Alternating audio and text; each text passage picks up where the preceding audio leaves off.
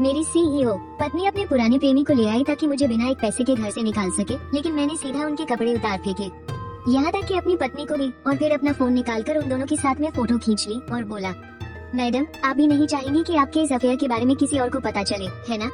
ऐसा मैंने इसलिए किया क्योंकि मैं एक दूसरे युग से आया हुआ सिग्मा मेल हूँ।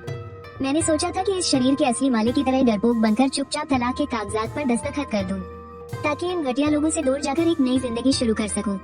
लेकिन तभी उस आदमी की छोटी सी बेटी ने मेरी तरफ बड़ी मासूमियत से देखा और बोली, पापा क्या मैं आपके साथ रह सकती हूँ? उसकी इस बात ने मुझे एक पल के लिए झकझोर दिया। तभी मेरी पत्नी लियू रुयान ने त्योरियां चढ़ाते हुए मुझे डांट लगाई, गु जिंगशिन तुम्हारा नशा उतरा या नहीं? हमने तुम्हें सब कुछ साफ साफ बता दिया है, तुम तलाक के कागजात पर साइन कर रहे हो या नहीं? उसके बगल में खड़े उस आदमी जी एर्दोआन ने भी मौके का फायदा उठाते हुए ताना मारा, अरे ओ गु जिंगशिन अब बस भी कर, रुयान ने पिछले 5 साल तेरे साथ रहकर बहुत तकलीफें झेली है, अब तो उसका पीछा छोड़ दे। जरा रुको, मैंने अपना सिर झटकते हुए कहा। मैं अपने दिमाग में चल रही पुरानी यादों को समझने की कोशिश कर रहा था। वक्त बर्बाद मत करो, मेरी हालत देखकर लियू रुयान ने कड़क आवाज में कहा, शियाओ युआन मेरे साथ रहेगी, वो तुम्हारी दूसरी शादी में कोई रुकावट नहीं बनेगी, और वैसे भी तुम्हारी जो हैसियत है तुम उसे एक अच्छी जिंदगी नहीं दे सकते। शियाओ युआन, मैंने उसके बगल में खड़ी उस छोटी सी बच्ची को देखा और मैं पूरी तरह से हैरान रह गया। वो बहुत ही प्यारी थी। क्या ये सब तुम्हें मजाक लग रहा है? जी एर्दोआन ने मजाक उड़ाते हुए कहा, अरे तलाक ही तो है, देखो तो जरा कैसे पागलों जैसा नाटक कर रहा है। अगर उस वक्त मुझे विदेश नहीं जाना होता तो क्या रुयान कभी तेरे साथ होती? जी एर्दोआन, लियू रुयान ने गुस्से से उसे घूरते हुए कहा, मेरा और तुम्हारा आपस में कोई रिश्ता नहीं है। मेरी बेटी के सामने ये बकवास करना बंद करो। मैं आंखें फाड़कर उन दोनों को देखता रह गया। मेरे दिमाग में कुछ पुरानी और धुंधली यादें ताजा होने लगी।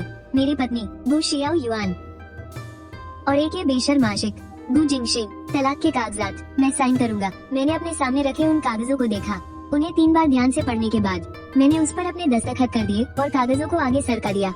दोनों कॉपियों पर कर दिए हैं। मिस लियू, अब आप भी इस पर अपने दस्तखत कर सकती है। लियू रुयान और जी एर्दोआन ने हैरानी से एक दूसरे को देखा। जो आदमी 2 दिन पहले तक बेशर्मों की तरह गिड़गिड़ा रहा था और तलाक नहीं देना चाहता था, वो अचानक इतना सीधा कैसे हो गया? और ये मिस लियू क्या बकवास है?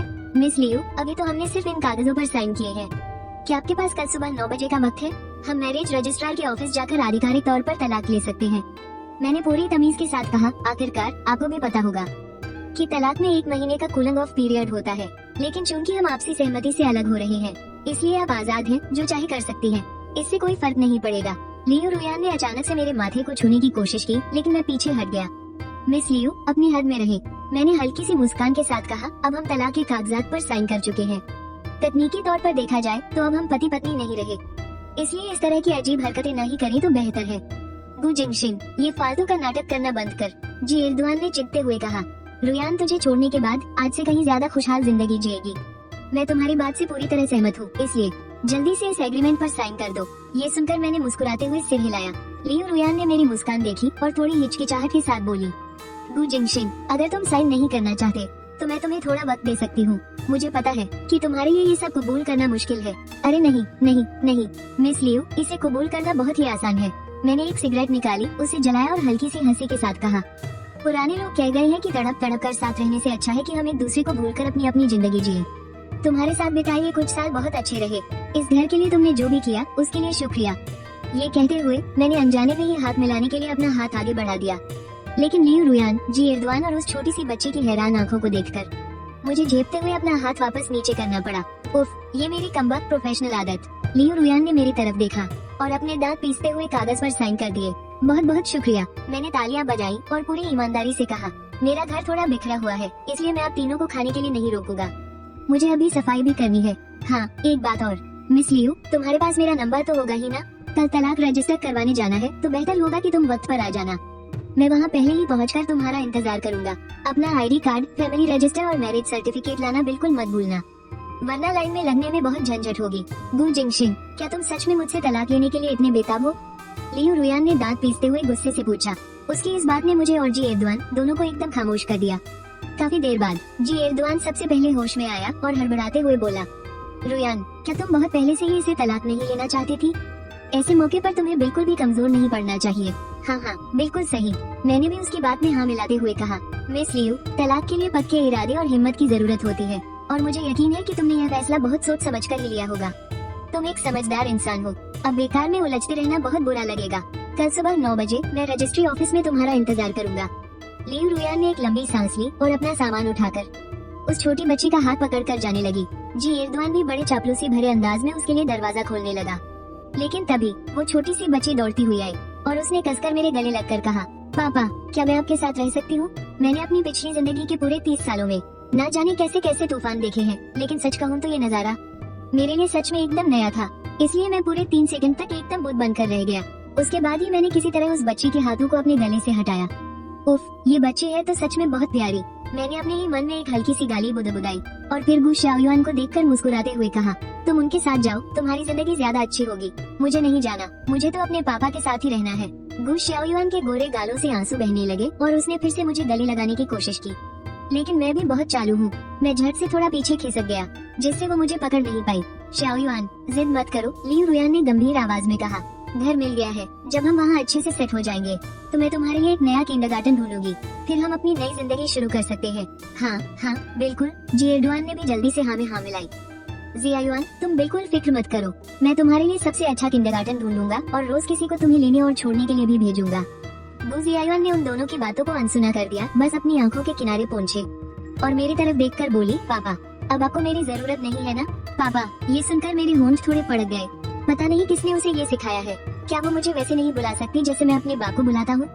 बस एक बार डैड कह देती, सिर्फ एक शब्द बदलने से ऐसा लग रहा है जैसे दिल का एक टुकड़ा ही निकल गया हो। अब आप मुझे अपने पास नहीं रखना चाहते, है ना? गु जियायुआन ने फिर से वही सवाल पूछा और मैं बिल्कुल चुप रहा। ये बच्ची वाकई मेरे दिल के बहुत करीब है, पर सच तो ये है ना कि मैं इसे इतने अच्छे से जानता कहाँ हूँ। मैं समझ गई। गु जियायुआन ने अपने आंसू पोंछे और दोनों बाहें फैलाकर मेरे गले लग गई। जब मैं आपके पास नहीं रहूंगी ना, तो आप अपना खाना टाइम पर खाया करना, शराब थोड़ी कम पीना और रोज सिर्फ काम ही काम मत करते रहना। जब भी मेरी याद आए तो मुझसे मिलने जरूर आना। मैं अपनी सारी पॉकेट मनी बचा कर रखूंगी और फिर आपके लिए नए कपड़े खरीदूंगी। और हाँ, मैं दादा दादी से भी मिलने जाया करूंगी। वह रोते रोते ये सब बोल रही थी। फिर उसने मेरे गाल पर एक चुम्मा दिया और मुड़कर अपना छोटा सा सूटकेस घसीटती हुई सिर झुकाए दरवाजे की तरफ चलने लगी। पर जैसे ही वो दरवाजे के पास पहुंची, उसने मेरी आवाज सुनी, रुको। तीनों ने एक साथ पीछे मुड़कर मेरी तरफ देखा। जियायुआन, तुम अपने कमरे में जाओ, मुझे इन दोनों से कुछ जरूरी बात करनी है। गु जियायुआन ने जल्दी से अपना चेहरा पोंछा और अपने छोटे छोटे पैरों से दौड़ती हुई अंदर चली गई। गु जिंगशिन, अब तुम क्या नया तमाशा करना चाहते हो? जी एर्दोआन ने झुंझलाते हुए कहा। मैं भला और क्या कर सकता हूँ? मैं अपनी जगह से उठा और उन दोनों को इज्जत के साथ सोफे पर बैठने का इशारा किया। फिर 2 कप गरम चाय उनके सामने रखी और उन दोनों के आगे थोड़ा सा झुका। इस सब का क्या मतलब है? लियू रुयान ने हैरानी से अपनी भौहें सिकोड़ी। यही कि मुझे माफ कर दो। मैंने एक हल्की सी आह भरी और अगले ही पल कस के एक मुक्का जी एर्दोआन के मुंह पर दे मारा। अबे तेरी तो पागल वागल हो गया है क्या तू? ये तू मेरे कपड़े क्यों उतार रहा है? चीख पुकार के बीच जी एर्दोआन के कपड़े पूरी तरह से उतार दिए गए। चेहरे पर भयानक दर्द और सिर्फ चड्डी में होने की शर्मिंदगी। उसे समझ ही नहीं आ रहा था कि वो खुद को कहां से छिपाए। मैंने थोड़ी घबराई हुई लियू रुयान की तरफ देखा और आगे बढ़कर उसके कपड़े भी फाड़ दिए, उसके बाल भी बिखरा दिए। हालांकि मैंने ये ध्यान रखा कि शरीर का कोई ऐसा हिस्सा न दिखे जो नहीं दिखना चाहिए, पर फिर भी उसकी हालत काफी खराब लग रही थी। जैसे ही लियू रुयान को होश आया, वो गुस्से में मुझ पर चिल्लाने ही वाली थी कि उसने देखा मैंने अपना फोन निकाल लिया है और खचाक खचाक मैं उन दोनों की धड़ाधड़ फोटो खींचना शुरू हो गया। हाँ बिल्कुल, चेहरे पर थोड़ा और डर दिखाओ। शाबाश, एकदम सही। मिस लियू, थोड़ा और गुस्सा दिखाइए ना। मुझे थोड़ी शर्म तो आ रही है, पर क्या आप दोनों एक दूसरे के गले लग सकते हैं? मेरी आवाज बहुत शांत और नम्र थी, लेकिन जी एर्दोआन और लियू रुयान का गुस्सा 7वें आसमान पर पहुंच चुका था। गु जिंगशिन, तेरी तो मैं, जी एर्दोआन ने दहाड़ते हुए कहा और वो मुझ पर झपट पड़ा। मैंने सीधा एक कुर्सी उठाई और दे मारी, जैसे वो जमीन पर औंधे मुंह जा गिरा। मिस्टर जी, जरा अपने चेहरे पर थोड़ी और दहशत लाइए ना। हाँ, अब बिल्कुल सही लग रहा है। क्या आप थोड़ा इंतजार करेंगे? मैं आपके पास एक चाकू फेंक देता हूँ, फिर हम एक और फोटो खींचेंगे, ठीक है?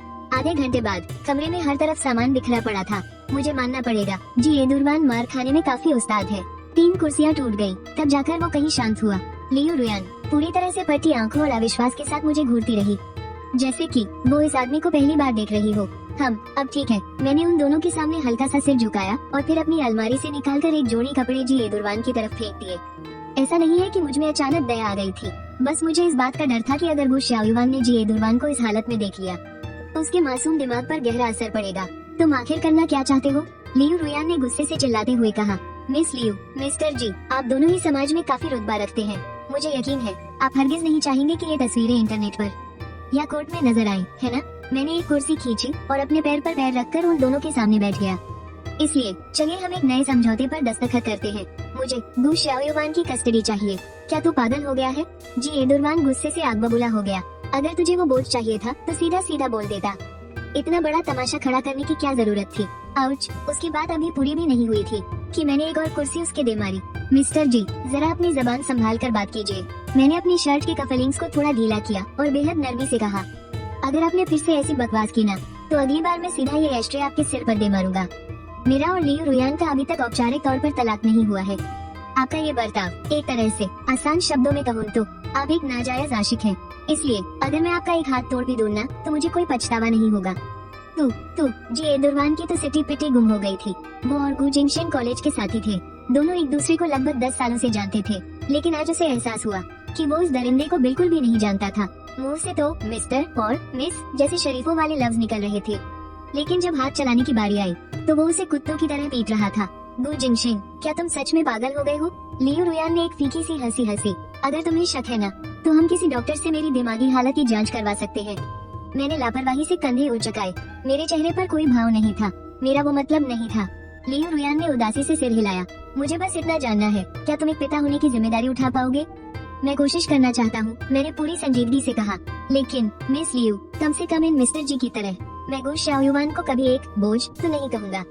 मेरे और जी एडुरवान के बीच वो तुम लोगों का अपना मसला है। मिस लियू, मैंने अपना हाथ उठाकर लियू रुयान की बात को बीच में ही काट दिया।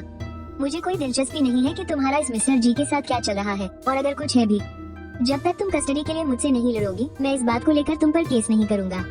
लियू रुयान काफी देर तक मुझे हैरान होकर देखती रही, फिर सिर हिलाते हुए बोली, गु जिंगशेन, तुम इतने बदल गए हो कि मैं तुम्हें पहचान ही नहीं पा रही। मिस लियू, वक्त के साथ हर इंसान बदलता है। मैंने अपना हाथ आगे बढ़ाया और उससे हाथ मिलाया।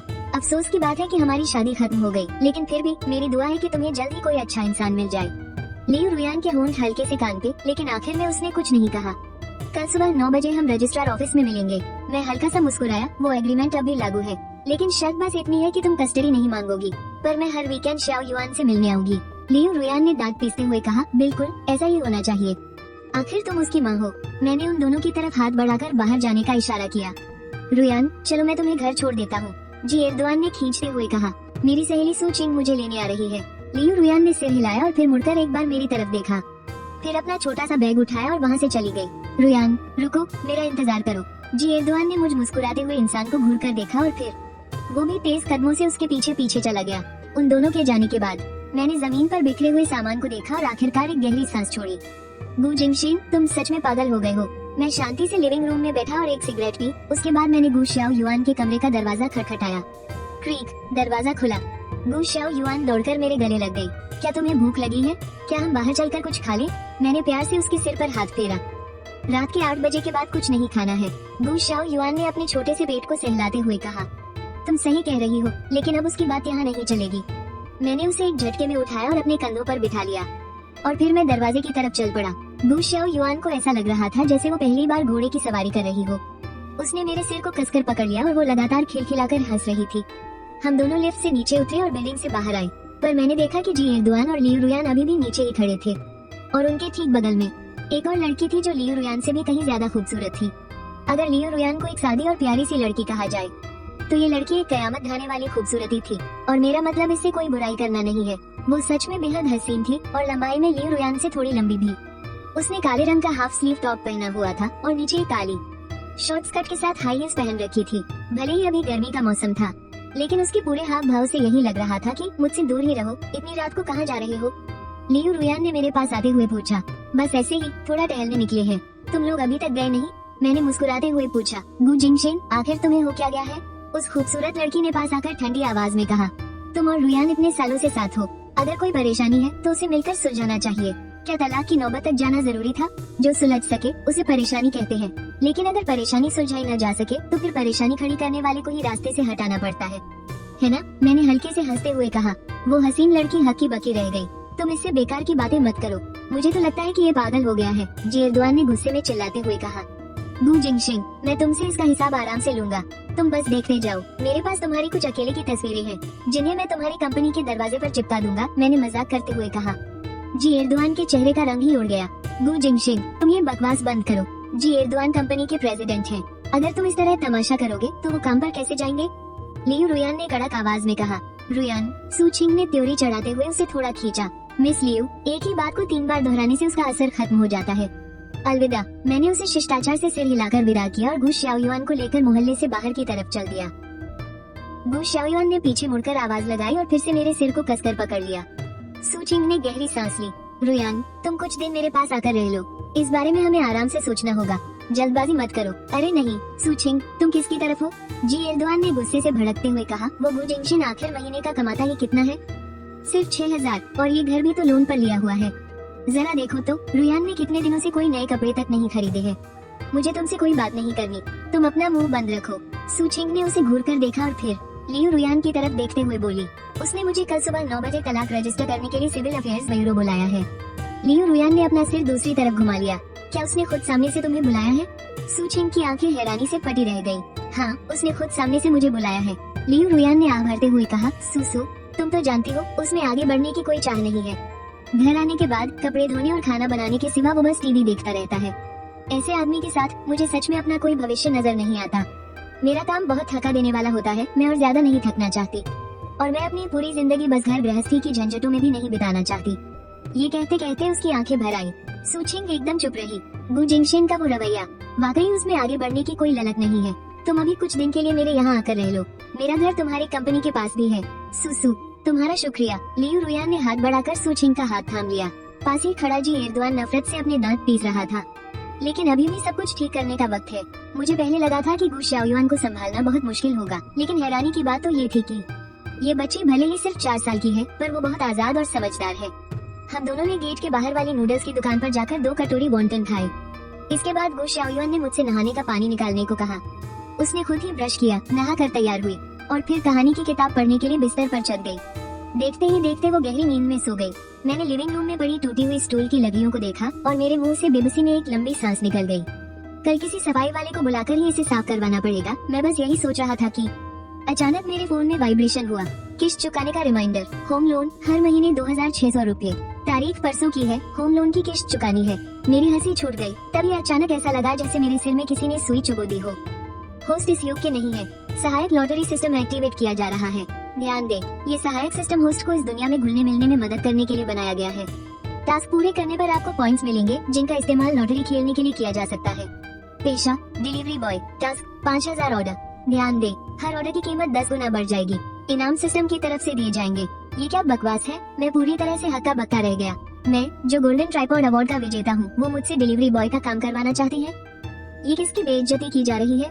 इतने समय में मैं फाइनेंशियल मॉडलिंग पर रिसर्च कर सकता हूँ। तभी मेरे दिमाग में फिर से झंझनाहट हुई। नए यूजर के लिए इनाम, 3 बार मुफ्त लॉटरी। मैं अभी भी सदमे में ही था कि मेरे दिमाग में एक डिजिटल स्क्रीन चमक उठी। उस पर तरह तरह के शानदार इनामों की लाइन लगी थी। आकर्षण बढ़ाना, 1 करोड़ कैश, वहाँ सब कुछ था। पहले तो मैंने इस पर कोई खास ध्यान नहीं दिया, लेकिन जब मेरी नजर उस सबसे बड़े इनाम पर पड़ी तो मेरी आंखें फटी की फटी रह गयी। देवताओं की पंक्ति में शामिल होना, बस यही कुछ शब्द थे जिसने मुझे वहीं का वहीं सुनना कर दिया। ऐसा नहीं हो सकता। ये सच है या मजाक? देवताओं की पंक्ति में शामिल होना, बस ये कुछ शब्द जिनमें से नारंगी रंग की चमक निकल रही थी। हालांकि इस पर इसके निकलने के चांस नहीं लिखे थे, लेकिन मुझे पता था कि इस चीज के निकलने की संभावना लॉटरी में 6 लाल और 1 नीली गेंद के एक साथ निकलने जितनी ही कम है, वो भी बिल्कुल सही क्रम में। लेकिन इस लालच से कौन बच सकता है? मैंने काफी देर तक सोचा और आखिरकार लॉटरी वाले बटन पर क्लिक कर ही दिया। पहली लॉटरी, मुझे एक हाइट बढ़ाने वाली गोली मिली। सत्यानाश, मैंने अपना मुंह बनाते हुए गुस्से में गाली दी। ये हाइट बढ़ाने वाली गोली क्या भला है? ये आपकी हाइट 15 सेंटीमीटर तक कितनी भी बढ़ा सकती है। मेरी हाइट अभी लगभग 1 मीटर 73 सेंटीमीटर है। 15 सेंटीमीटर बढ़ने पर ये 1 मीटर 88 सेंटीमीटर हो जाएगी। लेकिन इसका क्या फायदा? क्या ये उस 1 मीटर 60 सेंटीमीटर वाले आदमी की बराबरी कर सकता है जो एक हाथ से फरारी चलाता है? दूसरी लॉटरी, मुझे एक आकर्षण बढ़ाने वाली गोली मिली। कुत्ते का बच्चा, अब मुझे सच में गुस्सा आ रहा है। मैंने दांत पीसते हुए उसे गाली दी। तीसरी लॉटरी, मुझे एक अप्रिलिया RS 660 मिली, जिसके सारे कागजात पूरे थे और नंबर प्लेट भी लगी हुई थी। मैं दंग रह गया। अप्रिलिया RS 600 को मैं अच्छे से जानता था। हालांकि मुझे मोटरसाइकिलों का कोई खास शौक नहीं है, फिर भी मुझे पता था कि इस चीज की कीमत 1 लाख से भी ज्यादा है। मैंने एक गहरी सांस ली। मैंने छुपकर गहरी नींद में सो रही गु शाओयुआन की तरफ देखा और फिर लिफ्ट लेकर अंडरग्राउंड पार्किंग में चला गया। मेरे घर में कोई गाड़ी नहीं थी। आखिर मेरी जैसी हालत में घर का खर्च चलाना ही मुश्किल था, गाड़ी की तो बात ही छोड़ दो। लेकिन अभी बेसमेंट 1 में एकदम स्याही जैसी काली रंग की एक शानदार मोटरसाइकिल खड़ी थी। इसके पहिए नारंगी रंग के थे हालांकि मैं ये मानना नहीं चाहता था, लेकिन ये बाइक सच में बहुत कमाल की लग रही थी।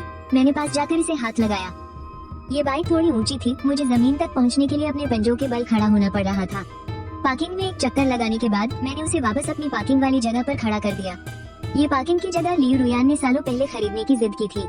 अब इस बात को भी कई साल बीत चुके थे, लेकिन वहाँ कभी कोई गाड़ी नहीं रुकती थी। बस कभी कभार कोई गाड़ी थोड़ी देर के लिए रुक जाती थी तो लियू रुयान उसे भी भगा देती थी और फिर घर आकर खूब गुस्सा करती थी। घर लौटने के बाद मैंने अपने सामने रखी उन 2 चीनी मिट्टी की बोतलों को देखा। थोड़ी देर हिचकिचाया, लेकिन फिर एक ही बार में उन्हें गट गया। ऐसा नहीं था कि मुझे लंबा या हैंडसम बनना था, बात बस इतनी थी कि मैं फूड डिलीवरी के लिए अपनी बाइक तक नहीं चला पा रहा था। और ये तो ठीक नहीं है ना। लेकिन जैसे ही वो गोली मेरे पेट में गई, मुझे लगा जैसे मेरे पेट में भूचाल आ गया हो। मैंने मन ही मन एक गाली दी और सीधा बाथरूम की तरफ भागा। सुबह के 5 बज रहे थे। मैं टॉयलेट सीट के पास निढाल पड़ा था। मैं 29 बार टॉयलेट जा चुका था, 8 बार नहा चुका था, लेकिन फिर भी मेरे शरीर से वो काला काला गंदा सा पदार्थ लगातार बाहर निकल रहा था। 2 घंटे बाद जाकर मेरी हालत थोड़ी स्थिर हुई। मेरी लंबाई थोड़ी सी बढ़ गई थी, लगभग 3 सेंटीमीटर। लेकिन मुझे पता था बात यही खत्म नहीं होने वाली। जब मैंने वो हाइट बढ़ाने वाली गोली खाई थी, तभी मुझे एक नोटिफिकेशन मिल गया था कि मेरी असली लंबाई 1 मीटर 88 सेंटीमीटर तक हो जाएगी और ये बदलाव 3 महीनों में धीरे धीरे होगा। जाहिर है, अगर हड्डियां एकदम से खींचने लगे तो कोई भी इंसान वो दर्द बर्दाश्त नहीं कर पाएगा। मैं शीशे के सामने खड़ा होकर खुद को देख रहा था और खुद ब खुद मेरे होंठ मुड़ गए। वैसे तो मैं पहले भी दिखने में ठीक ठाक ही था, लेकिन अब इस चांपेल को खाने के बाद मेरे चेहरे में जो हल्के फुल्के बदलाव हुए थे, उसके बाद मैं सच में काफी अच्छा दिखने लगा था। लेकिन सिर्फ शक्ल अच्छी होने से तो पेट नहीं भरता ना। पापा, दरवाजे पर दस्तक हुई। मैंने दरवाजा खोला तो देखा कि गु शियायुआन दरवाजे पर खड़ी थी। अरे, आपने अपनी दाढ़ी क्यों काट ली? अगर दाढ़ी रखता तो लोग मुझे तुम्हारा दादा समझ बैठते। मैंने हंसते हुए कहा, ऐसा बिल्कुल नहीं है, आप दाढ़ी में भी अच्छे लगते हो। गु शियायुआन ने मेरे पैरों से लिपटते हुए कहा, चलो जल्दी से ब्रश कर लो, मुझे तुम्हें किंडरगार्टन छोड़ने जाना है। मैंने प्यार से उसके बाल सहलाए। उसने एक आज्ञाकारी बच्ची की तरह सिर हिलाया और एक छोटा सा स्टूल खींचकर वॉश बेसिन के सामने खड़ी हो गई। वो बस बीच बीच में मुझे देखे जा रही थी, जैसे मुझे ध्यान से पहचानने की कोशिश कर रही हो। मैंने अपने लंबे बालों पर हाथ फेरा और एक फीकी सी मुस्कान मेरे चेहरे पर आ गई। इस तलाक के केस ने मुझे 6 महीने से भी ज्यादा समय तक टॉर्चर किया है। मेरी नौकरी तो गई ही, साथ ही मेरे बाल भी इतने लंबे हो गए। मैंने यूं ही अपने लंबे बालों को समेटा और एक पोनीटेल बना ली और फिर गु शियायुआन के बालों का भी एक प्यारा सा जुड़ा बना दिया। अरे वाह पापा, आपको बाल बनाने कैसे आते हैं? मैं पल भर के लिए निशब्द रह गया। कोई और होता तो बात अलग थी, लेकिन अपनी ही बेटी से मैं ये तो नहीं कह सकता था ना कि रोज करते करते आदत पड़ गई है। ये तो उनके बनाए बालों से कहीं ज्यादा सुंदर लग रहा है। गु शियायुआन ने शीशे में खुद को निहारते हुए इतरा कर कहा, तुम मेरे साथ क्यों रहना चाहती हो? मैंने धीमे स्वर में पूछा। क्योंकि गु शियायुआन ने सिर उठाकर मेरी तरफ देखा।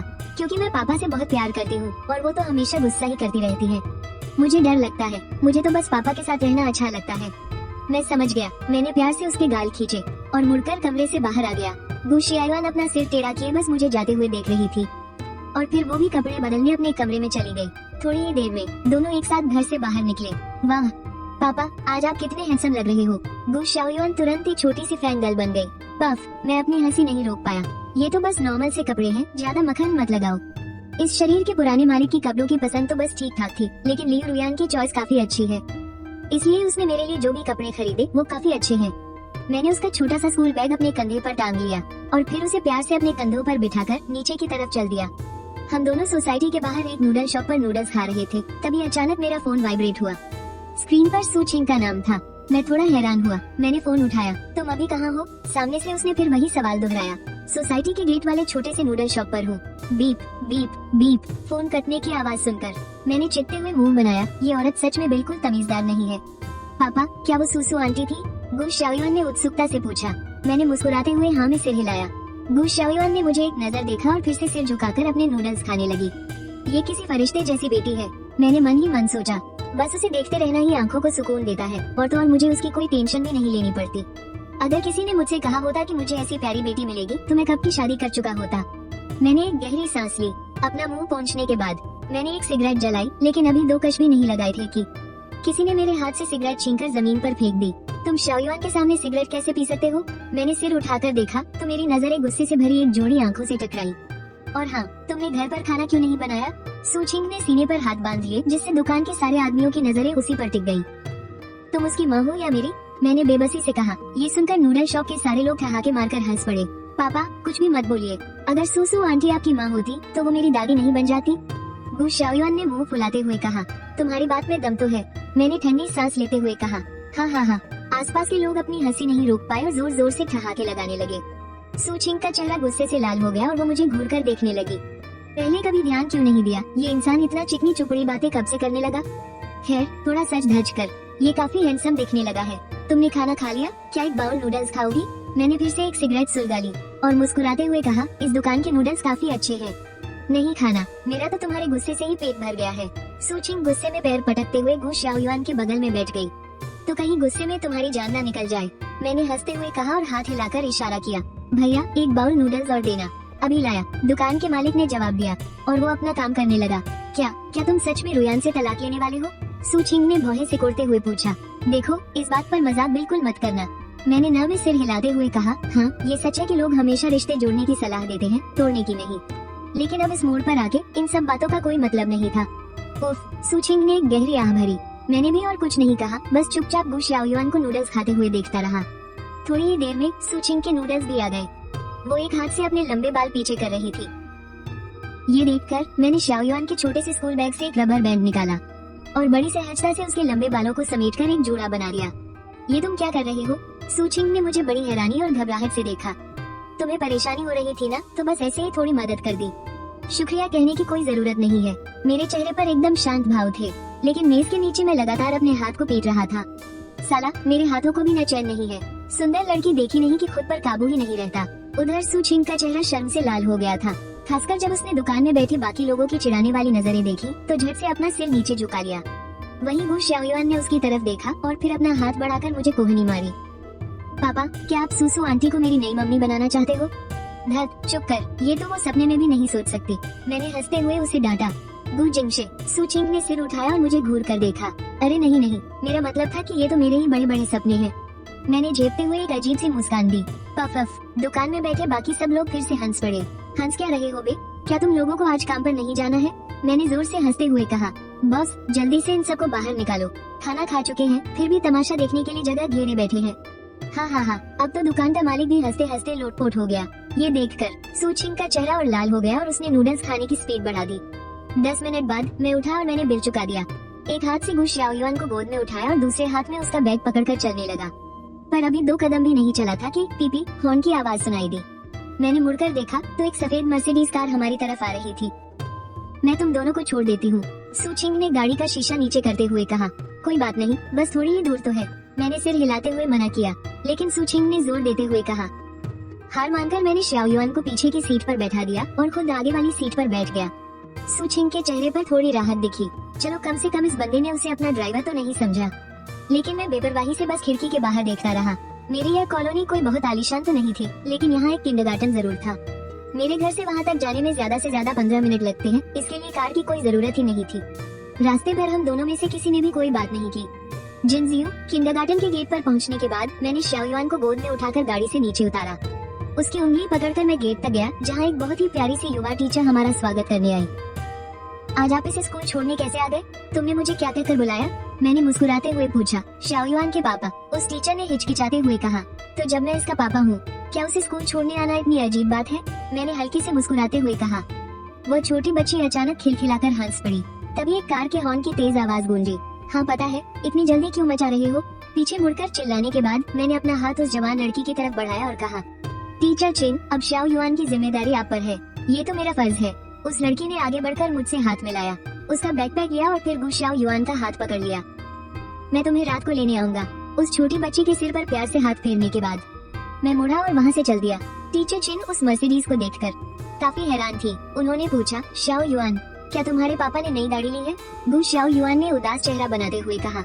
वो आज तलाक लेने गए हैं। ये सुनते ही टीचर चिन की आंखें फटी की फटी रह गयी। मर्सिडीज के अंदर सूचिंग ने पूछा, क्या तुम्हारे और रुयान के बीच अब सच में कुछ ठीक होने की गुंजाइश नहीं बची है? सूचिंग ने उस खामोशी को तोड़ा। उससे ज्यादा गुंजाइश तो मेरे और तुम्हारे बीच है, मैंने मुंह बनाते हुए कहा। बुरा मत मानना, लेकिन यही सच है। सूचिंग ने गंभीरता से कहा। सच तो ये है कि उसके और जीए दुआन के बीच ऐसा कुछ नहीं है।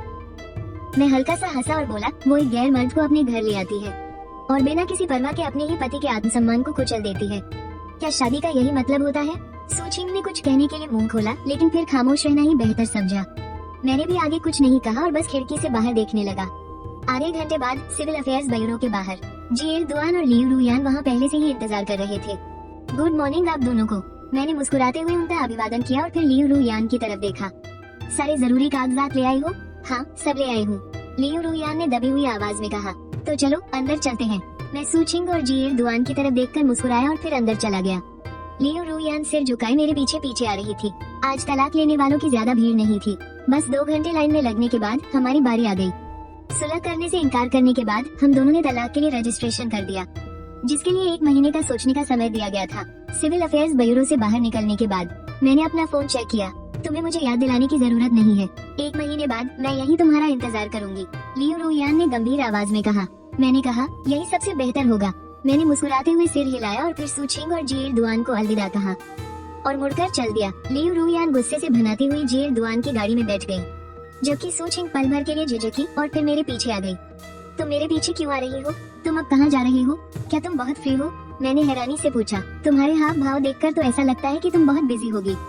आखिर कोई भी बिना वजह इतने फॉर्मल कपड़े पहनकर तो बाहर नहीं निकलता है ना? वो मेरे परिवार की कंपनी है, मेरी जाने या न जाने से कोई फर्क नहीं पड़ता, सूचिंग ने बड़ी सहजता से कहा। तुम कहाँ जा रही हो? आओ मैं तुम्हें छोड़ देती हूँ। चलो डीएनए टेस्ट सेंटर चलते हैं। मेरी बात खत्म होते ही मुझे एक जोरदार तमाचा पड़ा। तुम्हें शक है कि शाओ युआन तुम्हारी नहीं है? सूचिंग गुस्से से कांप रही थी। तुम ये किसकी बेइज्जती कर रही हो, रुयान की या शाओ युआन की? मैंने अपना चेहरा रगड़ा। एक जवान आदमी का पैटर्निटी टेस्ट करवाने के लिए जाना, क्या ये खुद की सबसे बड़ी बेइज्जती नहीं है? सूचिंग एकदम से चुप हो गई। इस बात में दम तो है। मैंने अपना सिर हिलाया। मैं जाने ही वाला था कि सूचिंग ने मुझे रोक लिया। टेस्टिंग सेंटर में मेरी जान पहचान है, मैं तुम्हें ले चलती हूँ। मैं थोड़ा हिचकिचाया। सूचिंग, पहले तुम कसम खाओ कि तुम लियू रुयान के साथ मिलकर मुझे कोई धोखा नहीं दोगी। सटक। सूचिंग ने फिर से मुझे थप्पड़ मारने के लिए हाथ उठाया, लेकिन इस बार मैं पहले ही होशियार हो गया था और पीछे हटकर बच गया। गु जिंगशे, तुम सच में बहुत घटिया इंसान हो, सूचिंग ने दांत पीसते हुए कहा। तुम मुझे सच में बहुत अच्छे से जानते हो। मैं उसे बड़ी बेशरम मुस्कान के साथ देख रहा था। सूचिंग ने एक गहरी सांस ली। ये आदमी ऐसा कैसे बन गया? 1 घंटे से भी ज्यादा समय के बाद सूचिंग और मैं उस टेस्टिंग सेंटर से बाहर निकले। बस उसकी आंखों में एक अजीब सी कश्मकश थी। बात जब पैटर्निटी टेस्ट तक पहुंच ही गई थी तो अब उसका कुछ भी कहना बेकार था। चलो मैं तुम्हें लंच कराता हूँ। कोई जरूरत नहीं है, सूचिंग ने आह भरते हुए कहा। तुम्हारे पास अब कोई नौकरी भी नहीं है और घर की किस्त भी चुकानी है, तो बेहतर होगा कि पैसे थोड़े बचा कर खर्च करो। ये भी है। खैर, तुम्हारा शुक्रिया। मैंने हाथ बढ़ाकर उससे हाथ मिलाया और फिर एक टैक्सी रोक ली। सूचिंग मुझे देखती रही, जैसे कुछ कहना चाहती हो पर कह ना पाई। आखिर में उसने बस हाथ हिलाकर अलविदा कहा। भाई, कहाँ जाना है? टैक्सी ड्राइवर ने पूछा। पैटर्निटी टेस्टिंग सेंटर, किसी दूसरे वाले में, मैंने मुस्कुराते हुए कहा। ड्राइवर खुद को पीछे मुड़कर मुझे देखने से रोक नहीं पाया। भाई, वो जो अभी थी, क्या वो तुम्हारी बीवी थी? और नहीं तो क्या, गु जिंगशे ने उदास चेहरा बनाते हुए कहा। तुम ही बताओ, इतनी खूबसूरत बीवी है और अब मुझसे तलाक लेना चाहती है, फिर तो तुम्हें पक्का टेस्ट करवा लेना चाहिए। ड्राइवर ने आह भरी और ना चाहते हुए भी उसने मुझे एक सिगरेट पकड़ा दी। हिम्मत रखो मेरे भाई। मैंने भी एक गहरी सांस ली और फिर कुछ नहीं कहा। लेकिन जैसे ही मैं उस दूसरे टेस्टिंग सेंटर से बाहर निकला, मैंने देखा कि एक बहुत ही जानी पहचानी सफेद रंग की मर्सिडीज वहाँ खड़ी थी। गु जिंगशे, तुम सच में एक नंबर के। सूचिंग गुस्से से लाल पीली हो रही थी। क्या बात है, ये पूरी जिंदगी का सवाल है, मैंने कंधे उचकाते हुए कहा। जब मुझे अपनी बीवी पर ही भरोसा नहीं है तो मैं सूचिंग नाम की इस अजनबी पर कैसे भरोसा कर लूं? और उसका ये इतना मेहरबान होना, पक्का दाल में कुछ काला है। इसे मेरा उधार समझ लो, सूचिंग ने मेरी तरफ एक कार्ड बढ़ाते हुए कहा। क्या मतलब है तुम्हारा? मैंने हैरानी से पूछा। अगर मुझे सही से याद है तो तुम और लियू रुयान पक्की सहेलियां हो, है ना? और जहाँ तक मुझे याद है, मैं तुम्हें बस कुछ ही सालों से जानता हूँ। मैं इतना भी पागल नहीं हूँ कि किसी भी खूबसूरत लड़की को देखकर ये मान लूँ कि वो मुझ पर मरती है। बस ये सूचिंग का रवैया मुझे कुछ ज्यादा ही अजीब लग रहा था।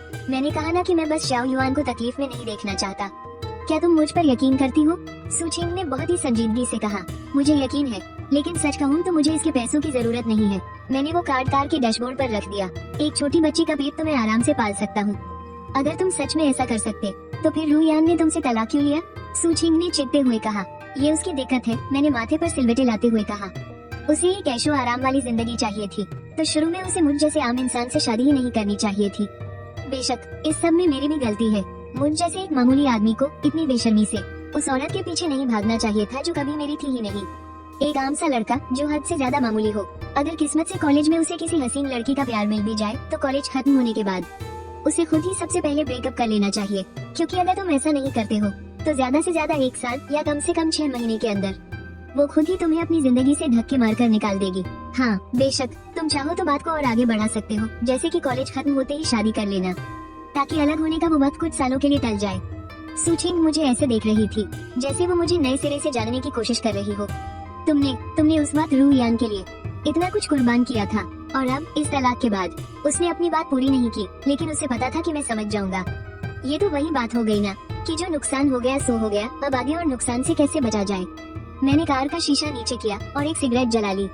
भले ही मैंने इस रिश्ते में अपना बहुत कुछ गंवा दिया है, लेकिन लियू रुयान के साथ मैं इस तरह घुट घुट कर जिंदगी नहीं बिता सकता। मुझे भी तो अपनी नई जिंदगी शुरू करनी है। इस रिश्ते को और ज्यादा जहरीला बनाने से अच्छा है कि हम सुकून से अपने अपने रास्ते अलग कर ले, है ना? सुचिंग मेरी तरफ देखती रही और फिर हम दोनों के बीच एक गहरी खामोशी छा गई। 1 घंटे से ज्यादा वक्त बीतने के बाद मैं अपनी अप्रिलिया बाइक पर सवार होकर एक इलेक्ट्रिक स्कूटर के शोरूम पहुंचा। शोरूम के लोग बस मुझे घूर रहे थे, लेकिन कोई मेरे पास नहीं आ रहा था। अरे कोई जिंदा इंसान है यहाँ? मुझसे रहा नहीं गया और मैं जोर से चिल्लाया, मैं यहाँ का मैनेजर हूँ सर, बताइए आपको क्या चाहिए? शर्ट पहने हुए एक आदमी मेरे पास आया और बड़ी ही शर्मिंदगी के साथ बोला, माफी चाहूंगा सर, हमें लगा कि आप यहाँ किसी से मिलने आए हैं। आखिरकार आपकी वो बाइक बहुत ही शानदार है। अरे वो तो मेरे एक दोस्त की है। मैंने यूं ही एक झूठ गढ़ा और फिर इलेक्ट्रिक स्कूटर की एक लाइन की तरफ इशारा करते हुए कहा, मुझे कोई ऐसा स्कूटर दिखाओ जिसकी बैटरी लंबी चले और जिसमें पावर भी अच्छी हो। सर अगर आप बुरा न माने तो एक बात पूछूं, आप ये स्कूटर किस काम के लिए ले रहे हैं? मैनेजर चेन ने बड़ी ही उत्सुकता से पूछा। फूड डिलीवरी के लिए। मैंने अपनी जेब से सिगरेट निकाली और एक सिगरेट उसकी तरफ बढ़ा दी। मुझे कोई बढ़िया सी चीज ही दिखाना, वरना अगर स्कूटर में कोई भी खराबी आई ना तो मैं सीधा तुम्हारी दुकान पर आकर तुम्हारा सिर खाऊंगा। आप मजाक कर रहे हैं ना सर? आप और फूड डिलीवरी? मैनेजर चेन ने अपना मुंह बनाते हुए कहा, ये लड़का तो पक्का किसी रईस खानदान का लग रहा है। बाहर जो बाइक खड़ी है वो ही 10 लाख से ऊपर की होगी। अब वो बाइक इसकी हो या ना हो, अगर किसी दोस्त से मांगी भी है तो भी कोई आम आदमी तो वो बाइक मांग ही नहीं सकता, है ना? मैं मजाक नहीं कर रहा हूँ, मुझे सच में डिलीवरी का काम ही करना है। मैंने मुंह बनाते हुए कहा, जल्दी से कोई अच्छा सा मॉडल दिखाओ यार, मुझे आज से ही काम पर निकलना है। मैनेजर चेन ने थोड़ी हिचकिचाहट के बाद आखिरकार मुझे एक काले रंग की इलेक्ट्रिक स्कूटी दिखाई। वैसे तो कंपनी के हिसाब से इसकी रेंज 200 किलोमीटर की है। पीछे डिलीवरी बॉक्स रखने के लिए भी अच्छी जगह है। हाँ एक बात और, अगर आप सच में डिलीवरी का काम शुरू करने वाले हैं तो हम आपको किसी कंपनी में रेफर भी कर सकते हैं, और डिलीवरी बॉक्स भी हमारी दुकान की तरफ से आपको फ्री में मिल जाएगा। मैं उसकी बकबक सुनता रहा। उसकी बातों से मुझे यहाँ की 3 बड़ी डिलीवरी कंपनियों का अंदाजा हो गया। एक पीली जैकेट वाली तुआंजी डिलीवरी और दूसरी काली जैकेट वाली ब्लैक नाइट। मेरी पुरानी दुनिया में तो बस 2 ही कंपनियों के बीच टक्कर होती थी, और वो भी एक दूसरे की जान लेने पर उतारू रहती थी। लेकिन यहाँ तो 3 कंपनियों का दबदबा है। पता नहीं यहाँ का क्या हाल होगा। अगर आप सच में इसी से अपना घर चलाना चाहते हैं ना, तो मैं कहूँगा कि आप तुआंजी ज्वाइन कर लो, मैनेजर चिन ने धीरे से कहा। आखिर तुआंजी में सबसे ज्यादा ऑर्डर्स मिलते हैं, और हाँ बहुत सी खूबसूरत लड़कियाँ भी उसी से खाना मंगवाती है। ऐसा क्यों भाई? मैंने हैरानी से पूछा। अरे क्योंकि तुआंजी में काम करने वाले ज्यादातर लड़के बहुत हैंडसम होते हैं। मैनेजर चिन ने थोड़ी थरकी सी मुस्कान के साथ कहा, आप डिलीवरी देने जाओगे तो आगे का तो आप समझ ही सकते हो। भाई साहब तब तो सीधा लॉटरी ही लग जाएगी ना। क्या बात है, लॉजिक तो है तुम्हारी बात में, मैंने हैरान होते हुए कहा, और फिर हंसते हुए बोला, तो फिर एक काम करो, मुझे ब्लैक नाइट वाली जैकेट ही दे दो। मैनेजर चिन एकदम से चौंक गया। अरे भाई तुम्हें उल्टी दिशा में सोचना चाहिए। जब सबको पता है कि तुआंजी में अच्छे दिखने वाले लड़के हैं, तो इसका मतलब ब्लैक नाइट में हैंडसम लड़कों की कमी होगी, है ना? अगर मैं ब्लैक नाइट चुनता हूँ तो सामने वाले की उम्मीदें पहले ही कम हो जाएंगी, मैंने मजे लेते हुए कहा। और जब मैं उनके सामने जाकर खड़ा होऊंगा तो क्या वो मुझे देखकर सरप्राइज नहीं होंगी? ऊपर से यहाँ कंपटीशन भी तो कम होगा, है ना? अरे बात तो एकदम पते की कही आपने। मैनेजर चिन तो मेरी इस थ्योरी का फैन ही हो गया, लेकिन मन ही मन में इन सब पर हंस रहा था। ये लोग भी ना फालतू की फिल्में कुछ ज्यादा ही देखते हैं। डिलीवरी वालों को दिन रात धूप और धूल फांकनी पड़ती है, किसी को क्या पता कि कितनी मेहनत लगती है।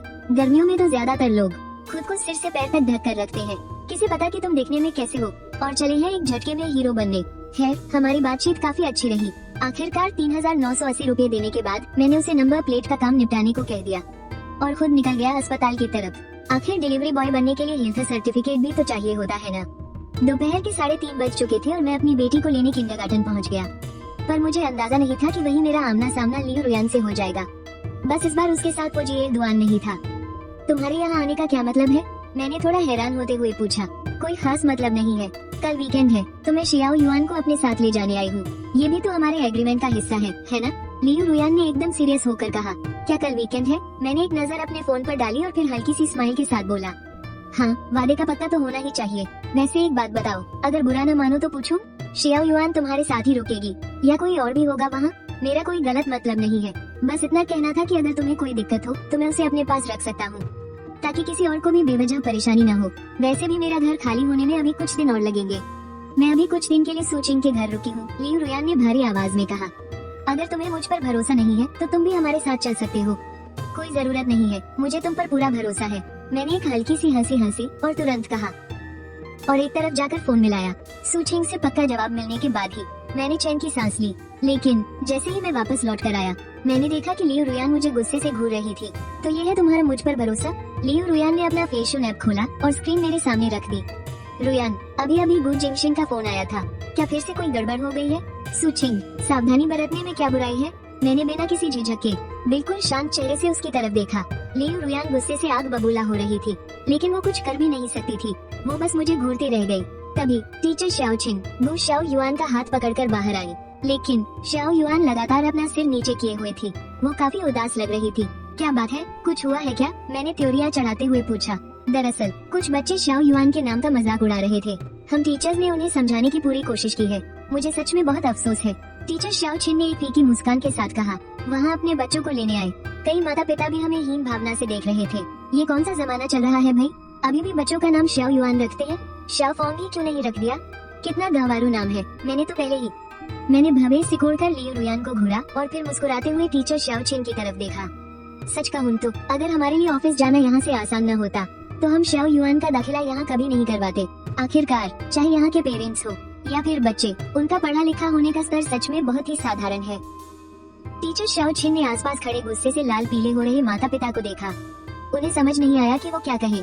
शाओ युआन का नाम शान युआन शाओ मेई नाम की एक मशहूर कविता से लिया गया है, जिसकी पंक्तियां हैं, जब सब फूल मुरझा जाते हैं तब भी वो खिलती है और इस छोटे से बगीचे में अपनी पूरी सुंदरता बिखेरती है। मैंने ऊंची और साफ आवाज में कहा।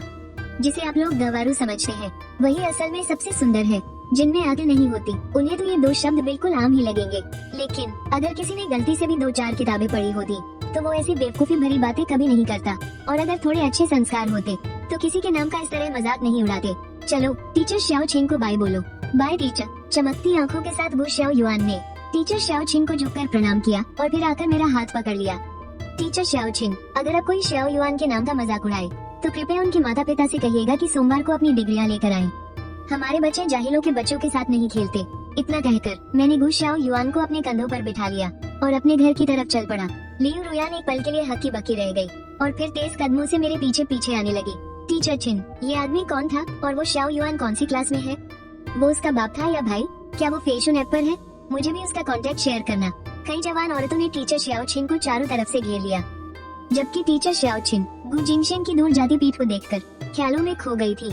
Anjit England apartment. जब मैं घर वापस पहुंचा तो सफाई वाली ने पूरा घर एकदम चमका दिया था। बस वो टूटी हुई कुर्सी भी वो अपने साथ ले गई थी और अब डाइनिंग टेबल के पास सिर्फ एक ही कुर्सी बची थी, जो वहाँ बिल्कुल अकेली रखी थी। मैं तुम्हें वीकेंड पर बाहर ले जा रहा हूँ, तुम अपना सामान पैक कर लो। मैंने प्यार से गु शाओ युआन के सिर को सहलाया। ठीक है पापा। गु शाओ युआन भले ही थोड़ी हिचकिचा रही थी, लेकिन उसे भी पता था कि वो विरोध नहीं कर सकती। लियू रुयान ने बेदाग साफ लिविंग रूम को देखा, थोड़ी झिझकी और फिर सोफे के दूसरे सिरे पर जाकर बैठ गई। अभी तुमने जिस कविता की बात की थी वो मैंने बस ऐसे ही बना दी थी।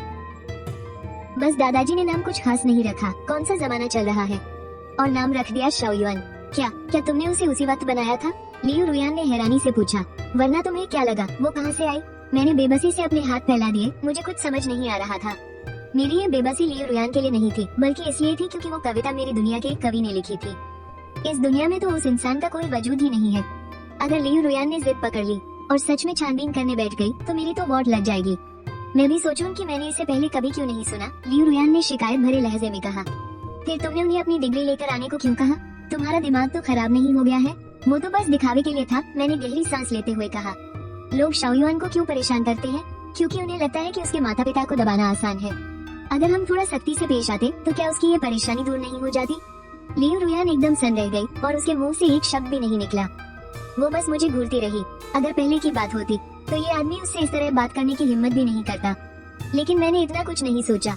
मैं बस सोफे पर लेटकर पैसे कमाने के तरीके ढूंढ रहा था। आखिर पैसा ही तो आदमी की ताकत होता है ना?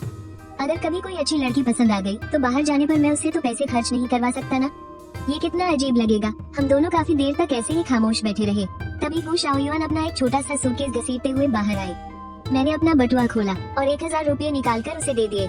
जो खाने का मन करे खरीद लेना, पैसे कम पड़े तो वापस आकर मुझे बता देना। गु जिंगशिन, वो अभी इतनी छोटी है, तुम उसे इतने सारे पैसे क्यों दे रहे हो? लियू रुयान ने गुस्से से कहा। मिस लियू, मैं चाहूंगा कि तुम मुझसे दोबारा इस लहजे में बात न करो। मैंने तुम्हें शाओयुआन से मिलने दिया क्योंकि तुम उसकी माँ हो, लेकिन शाओयुआन की परवरिश कैसे करनी है ये मेरा मामला है। मैंने त्योरियां चढ़ाते हुए ये बात कही, फिर नीचे बैठकर गु शाओयुआन के सिर पर प्यार से हाथ फेरा। मेरा नंबर याद है ना? गु शाओयुआन ने सिर हिलाकर हाँ कहा। अगर वहाँ कोई तुम्हें परेशान करे तो चुपचाप सहना मत, मुझे फोन कर देना, चाहे कोई भी वक्त हो, मैं तुम्हें लेने जरूर आऊंगा। मैंने पूरी गंभीरता से कहा। मैं समझ गई। गु शाओयुआन ने आगे बढ़कर मुझे गले लगा लिया। चलो मैं तुम्हें नीचे तक छोड़ देता हूँ। मैंने एक हाथ से उसे गोद में उठाया और दूसरे हाथ से उसका सूटकेस पकड़ लिया। लियू रुयान चुपचाप मेरे पीछे पीछे चलने लगी। जब हम लिफ्ट में पहुँचे तब जाकर उसके मुंह से एक बात निकली। गु जिंगशिन, मुझे ऐसा क्यों लग रहा है कि तुम्हारी लंबाई बढ़ गई है? ऐसा इसलिए है क्योंकि पहले तुम्हारी नजरों में मेरा कद बहुत छोटा था। मैंने हंसी में बात टाल दी। लियू रुयान फिर से खामोश हो गई। सूचिंग की छोटी मर्सिडीज चुपचाप वहाँ खड़ी थी। मैंने उसे हेलो कहा और फिर गु शाओयुआन का सूटकेस डिक्की में रख दिया। मैंने उसे कुछ और हिदायतें दी और फिर मुड़कर वापस ऊपर चला गया। उस रात मैं अपने खाली पड़े घर को देख रहा था। मैं काफी संतुष्ट था। आखिरकार घर मेरी नजर में सबसे निजी जगह जो है, और मैं कभी किसी बंदी को घर भी नहीं लाता। खैर, मैंने बाहर से खाना ऑर्डर किया। पेट पूजा करने के बाद मैं सोचने लगा कि पैसे कैसे छापे जाएं। लेकिन बहुत देर तक दिमाग खपाने के बाद मैंने आखिरकार एक ठंडी सांस छोड़ी। अगर किसी बड़ी कंपनी में नौकरी ढूंढूं तो मेरी इस मामूली डिग्री के साथ चांस बहुत कम है, और अगर एकदम जीरो से शुरुआत की तो ऊपर उठना और भी मुश्किल हो जाएगा। मैं एक पॉजिटिव लेकिन प्रैक्टिकल इंसान हूँ। मुझे हमेशा से पता था कि मेरे माँ बाप ने मेरी बहुत मदद की है, लेकिन अब ऐसा लगता है कि मैंने उनकी पहुँच को कुछ ज्यादा ही कम आंका था। मैं उठा और एक कंप्यूटर ढूंढने लगा ताकि एक फाइनेंशियल मॉडल बना सकूं। पर उस कबाड़ को देखकर, जिसकी उम्र शायद गु शाओयुआन से भी ज्यादा होगी, मैंने आखिरकार अपना इरादा बदल दिया। इस डब्बे पर मॉडलिंग करूंगा तो कहीं ये ब्लास्ट होकर मेरी जान न ले ले। अगले दिन सुबह सुबह मैंने ब्लैक नाइट में डिलीवरी बॉय के तौर पर रजिस्टर किया और वो काली जैकेट पहन ली। अपनी इलेक्ट्रिक बाइक पर बैठा और निकल पड़ा अपने सफर पर। मैंने पहले कभी डिलीवरी का काम नहीं किया था। पता नहीं 5000 ऑर्डर पूरे करने में कितना वक्त लगेगा। डिंग डोंग, एक नया ऑर्डर आया है, कृपया चेक करें। चलो आ गया। नुक्कड़ पर खड़े होकर मैंने अपना हेलमेट सेट किया और जीपीएस के हिसाब से दुकान की तरफ तेजी से भागा। लेकिन जब मैं वहाँ पहुँचा, बाहर पहले से ही लोगों की भीड़ लगी थी। हर कंपनी के डिलीवरी वाले वहाँ खड़े थे। शिट यार, सब साले झूठे हैं। मैंने मन ही मन गाली दी। तुअंजी, डिलीवरी में लगभग सभी 40 के पार वाले अधेड़ उम्र के लोग थे, जबकि ब्लैक नाइट में लगभग सारे 20 के आसपास वाले लड़के थे। ये बात तो मुझे आंख बंद करके भी समझ जानी चाहिए थी। ब्लैक नाइट, कितना कूल नाम है ना।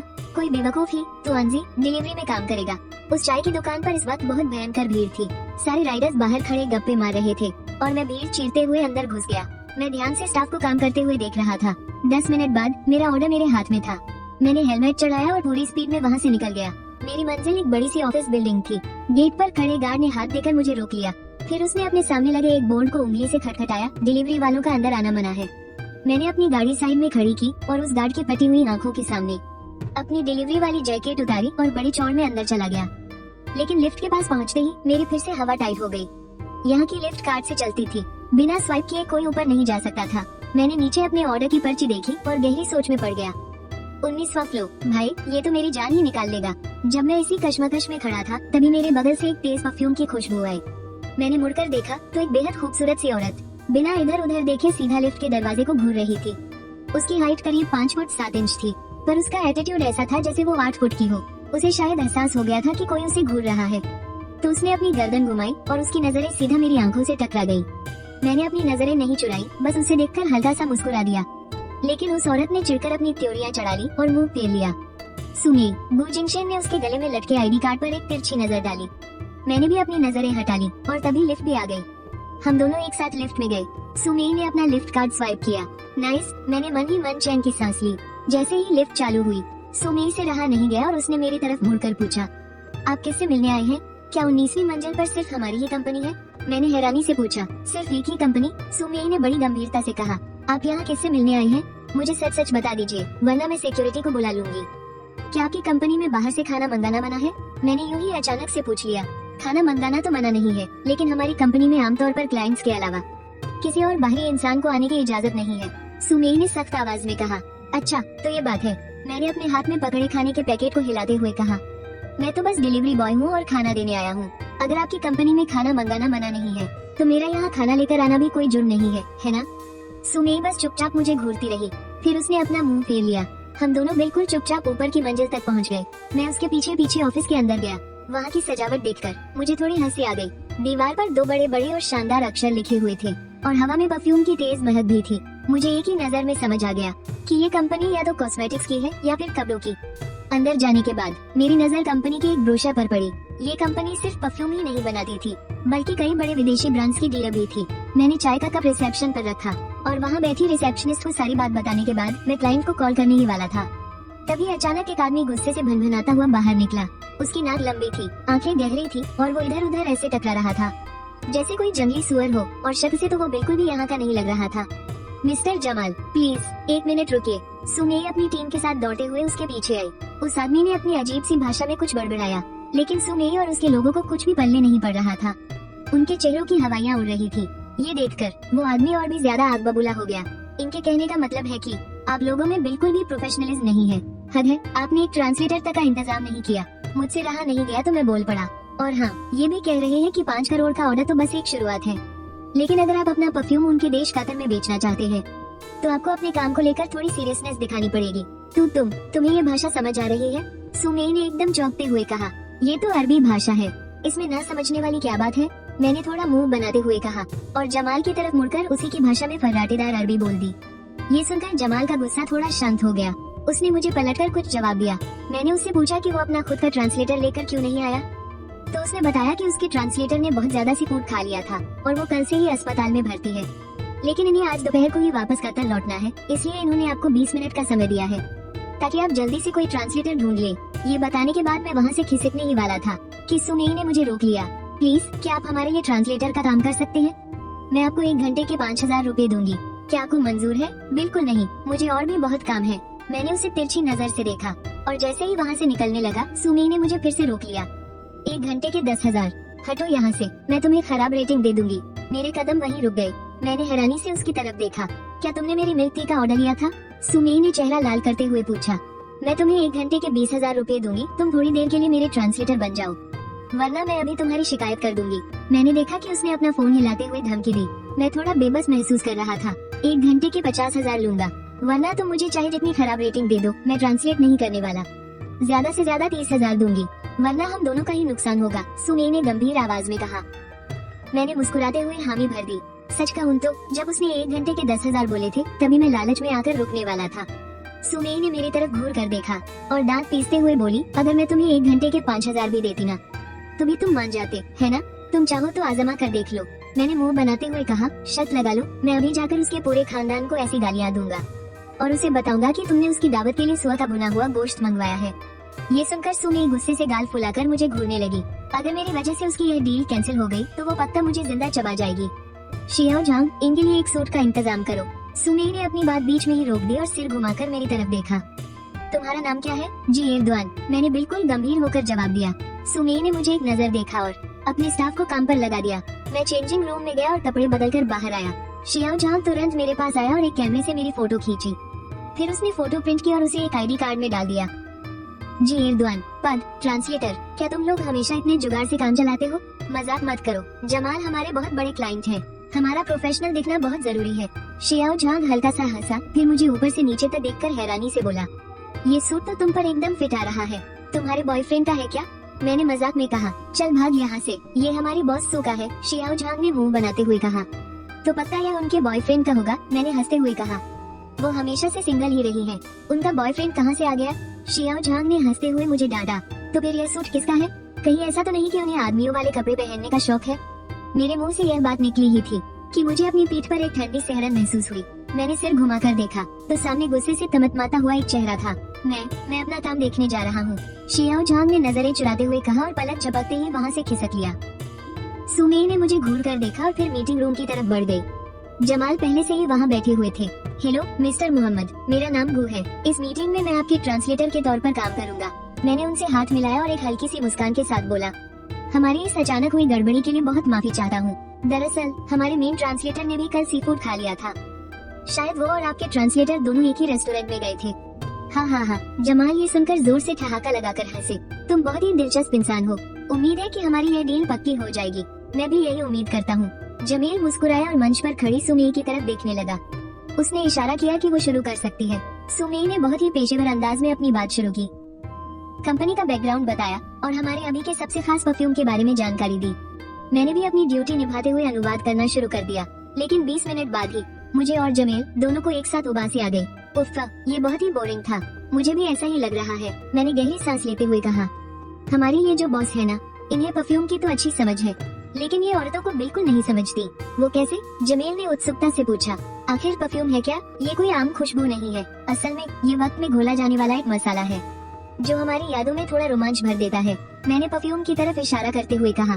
खुशबू का काम ही हमारी इंद्रियों को जगाना है, खासकर परफ्यूम। ये मर्दों और औरतों दोनों को बहुत आसानी से अपना दीवाना बना लेता है ना? तुमने बिल्कुल सही कहा। जमील ने अपना अंगूठा दिखाते हुए तारीफ की। परफ्यूम वक्त में घोला जाने वाला एक मसाला है जो यादों में रोमांच भर देता है। वाह, क्या बात कही है तुमने। क्या मैं इस लाइन को अपने विज्ञापन में इस्तेमाल कर सकता हूँ? अगर आपने कॉन्ट्रैक्ट साइन कर लिया तो समझ लीजिए ये हमारी तरफ से आपको एक तोहफा है, और अगर साइन नहीं किया तो फिर मेरे वकील के नोटिस का इंतजार कीजिएगा। मैंने अपने कंधे उचकाते हुए कहा। हाँ हाँ हाँ, जमील जोर जोर से हंसने लगा। मोहम्मद, सच तो ये है कि आप पहले ही अपना मन बना चुके हैं, है ना? मैंने हल्की सी मुस्कान के साथ कहा। आपके देश के लोगों के लिए किसी चीज पर सिर्फ चीन का ठप्पा होना ही काफी है। और जहाँ तक पार्टनर चुनने की बात है, जब तक कि खुशबू एकदम ही बकवास ना हो, आप किसी को भी चुन सकते हैं। सही कहा ना मैंने? बिल्कुल सही, जमील ने मजाकिया अंदाज में कहा। आजकल हमारे देश में चीनी संस्कृति का बहुत क्रेज चल रहा है, खासकर वो क्लासिक परफ्यूम जिसके बारे में तुमने पहले बताया था। मुझे लगता है कि अगर वो हमारे देश के बाजार में आ गया तो यकीनन तहलका मच जाएगा। तो बस फिर बात पक्की। मैंने अपनी नाक की तरफ इशारा करते हुए कहा। परफ्यूम कभी पीपीटी देखकर नहीं खरीदना चाहिए, बल्कि इंसान को अपनी नाक पर भरोसा करना चाहिए। वैसे आपकी फ्लाइट की टिकट कल की है ना? तुम्हें कैसे पता? जमील ने हैरानी से पूछा। क्योंकि अगर आप कोई कनेक्टिंग फ्लाइट या चार्टर प्लेन नहीं ले रहे हैं तो कतर जाने वाली फ्लाइट कल सिर्फ शंघाई से ही मिलेगी, और हमारे पास के शहर में तो इसका कोई आता पता ही नहीं है। मैंने कंधे उचकाते हुए कहा। तो जब आपने सब कुछ सोच ही लिया है तो क्यों ना मैं आपको बाहर घुमा लाऊं? यहाँ बैठकर ये बोरिंग भाषण सुनने का कोई फायदा नहीं है। आखिरकार ये बिजनेस है। जमील अपनी बात पूरी भी नहीं कर पाया था कि तभी मैंने सुमेई को खींचकर उसके बगल में बिठा दिया और झट से अपना फोन निकाला और क्लिक क्लिक करके कई सारी फोटोज खींच ली। ये फोटोज वापस जाकर आपकी कंपनी वालों को दिखाने के लिए काफी होंगी। अब मैं आपको एक ऐसी जगह ले चलता हूँ जहाँ बहुत सारी खूबसूरत लड़कियाँ होंगी और हम आराम से गपशप भी कर सकेंगे। क्या ख्याल है? ठीक है, जमील थोड़ा हिचकिचाते हुए बोला। लेकिन तुम्हें तो पता है ना, हमारा धर्म हमें कोई भी गलत काम करने की इजाजत नहीं देता। मिस्टर जमील, ये बस बिजनेस है। माना कि आप हमारे क्लाइंट हैं, लेकिन आप इतने भी घमंडी नहीं हो सकते कि हमारी खातिरदारी को ही ठुकरा दे। इसलिए जैसा देश वैसा भेस, आपको हमारी बात माननी ही पड़ेगी। मेरे चेहरे की वो बनावटी गंभीरता देखकर सुमेई और बाकी सब लोग सच में बुरी तरह से घबरा गए थे। तुम सही कह रहे हो, जमील ने भी गंभीर होकर कहा। मुझे लगता है कि मुझे यहाँ के तौर तरीके अपना लेने चाहिए। आखिरकार मैं एक बिजनेसमैन हूँ। तो फिर चले, मैंने उठते हुए कहा। ठीक है। जमील भी खड़ा हो गया। मुझे एक कार्ड दे दो और फिर गाड़ी की चाबी और नंबर प्लेट मुझे सौंप दो। तुम्हारी छुट्टी होने से पहले मैं तुम्हें कॉन्ट्रैक्ट लाकर दे दूंगा।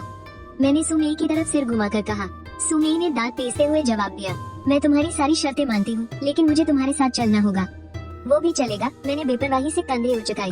आधे घंटे बाद एक मसाज पार्लर में तीनों कपड़े बदलने के बाद वहाँ लेटकर मसाज करवा रहे थे। शर्म से पानी पानी हो रही सुमेई के मुकाबले मैं और जमील एकदम रिलैक्स थे। हम दोनों ने तो एक ब्रांडी की बोतल भी मंगवा ली थी और पीते पीते गपशप कर रहे थे। जब आधी बोतल खत्म हो गई तो मैंने ताली बजाई। बाहर से तुरंत दो रूसी लड़कियां अंदर आई और मुस्कुराते हुए जमील को देखने लगी। मोहम्मद, तुम्हारी इंग्लिश ठीक ठाक है ना? क्या मैं तुम्हारा ट्रांसलेटर बन जाऊं? मैंने मजाक में कहा। कोई जरूरत नहीं, मुझे लगता है कि अभी की मेरी भावनाओं को इशारे ज्यादा अच्छी तरह समझा सकते हैं। जमील ने एक लंबी सांस ली और कहा, शौक से। मैंने मुस्कुराते हुए हाथ हिलाया और जमील तुरंत एकदम शरीफों की तरह बाहर चला गया। मैंने मसाज करने वाली लड़की की तरफ देखा। तुम्हें पूरे समय के पैसे मिल जाएंगे, जाओ जाकर आराम करो। मैं अपनी बात दोबारा नहीं दोहराना चाहता। मसाज वाली लड़की ने एक बार मुझे देखा और फिर सुमेई की तरफ देखा और मुड़कर बाहर चली गई। आखिर तुम हो कौन? सुमेई ने दांत पीसते हुए पूछा। एक डिलीवरी बॉय। मैंने हाथ उठाकर घड़ी देखी। उस बंदे को अभी कम से कम 1 घंटे से ज्यादा का वक्त लगेगा। सब मिलाकर तुम मुझे 1 लाख दे देना। 1 घंटे से भी ज्यादा? तुम्हें कैसे पता? सुमेई हकी बक्की रह गई। मैंने दवा की एक डिब्बी मेज पर फेंक दी। वायग्रा का असर लगभग इतनी ही देर रहता है, हालांकि मैंने उसे सिर्फ आधी गोली ही दी है। सुमेई की आंखें फटी की फटी रह गई। ये आदमी पक्का पागल है। ठीक उसी वक्त बज बज सुमेई का फोन बजने लगा। बॉस, हमने जिस ट्रांसलेटर को बुलाया था वो आ गया है। वो अभी आप ही की तरफ आ रहा है। फोन से असिस्टेंट की आवाज आई। ठीक है, मुझे समझ आ गया। सुमी ने फोन काटा और मेरी तरफ मुड़कर देखा, लेकिन उसने देखा कि मैं पहले ही अपने कपड़े पहन चुका था और सूट को हैंगर पर टांग दिया था। मुझे फीशन ऐप पर ऐड कर लो, मैं तुम्हें पैसे ट्रांसफर कर देती हूँ। मैंने अपना फोन खोला और उसे स्कैन करने दिया। दोनों के एक दूसरे को ऐड करने के बाद सुमी ने 1 लाख रुपए ट्रांसफर कर दिए। बहुत शुक्रिया, मैंने उसकी तरफ देखकर मुस्कुराते हुए कहा और वहाँ से निकलने लगा। सुमी खुद को रोक नहीं पाई और पीछे से आवाज दी, बॉस कोई और काम है क्या? मैंने हैरानी से पूछा, क्या तुम मेरी कंपनी में काम करना चाहोगे? मैं तुम्हें 15,000 की महीने की सैलरी दूंगी। सुमी ने अपने होंठ चबाते हुए कहा, तुम्हारी पोस्ट प्रेसिडेंट के असिस्टेंट की होगी, साल के अंत में तो बोनस मिलेगा ना? छोड़ो, रहने दो यार, मुझे किसी लड़की के टुकड़ों पर पलना पसंद नहीं है। मैंने हाथ हिलाकर मना किया और दरवाजे की तरफ चल दिया। लड़की के टुकड़ों पर पलना, क्या बकवास है? सुमी गुस्से से चिल्लाई। वो बस उसे मैसेज करके 2-4 गालियां सुनाने ही वाली थी कि तभी एक लाल रंग के एक्सक्लेमेशन मार्क ने उसे हैरान कर दिया। उसने सच में मुझे ब्लॉक कर दिया, कमीना कहीं का। दिन का सिर्फ 1 ऑर्डर, ऐसे तो 5,000 ऑर्डर पूरे करने में मुझे 10 साल लग जाएंगे। मैंने गुस्से में एक गाली बकी और टैक्सी लेकर अपनी ऑफिस वाली बिल्डिंग की तरफ निकल पड़ा। सोचा था अपना इलेक्ट्रिक स्कूटर वापस ले आऊंगा, पर जैसे ही मैं बिल्डिंग के नीचे पहुंचा, मैं सन्न रह गया। मेरा इतना बड़ा स्कूटर कहाँ गया? सिक्योरिटी गार्ड मुस्कुरा रहा था। मेरी गाड़ी कहाँ है? मैंने उसे एक सिगरेट दी।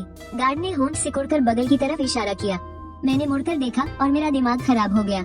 वहाँ कुछ लोग नो पार्किंग में खड़ी गाड़ियों को ट्रक पर लाद रहे थे और वो भी सिर्फ इलेक्ट्रिक स्कूटर। मैं उनके पास गया और बात करने की कोशिश की। बड़े भारी मन से 500 रुपए का जुर्माना भरने के बाद बड़ी मुश्किल से अपनी गाड़ी वापस निकाली। गार्ड मुझे देखकर मजे ले रहा था। मैं हार मानकर स्कूटर पर बैठा और वहीं से डिलीवरी के ऑर्डर लेने लगा। दोपहर 4 बजे से लेकर रात 9 बजे तक मैंने कुल मिलाकर सिर्फ 5 ऑर्डर डिलीवर किए और उनमें से भी एक ऑर्डर लेट होने की वजह से कस्टमर ने शिकायत कर दी और मेरे 5 रुपए कट गए।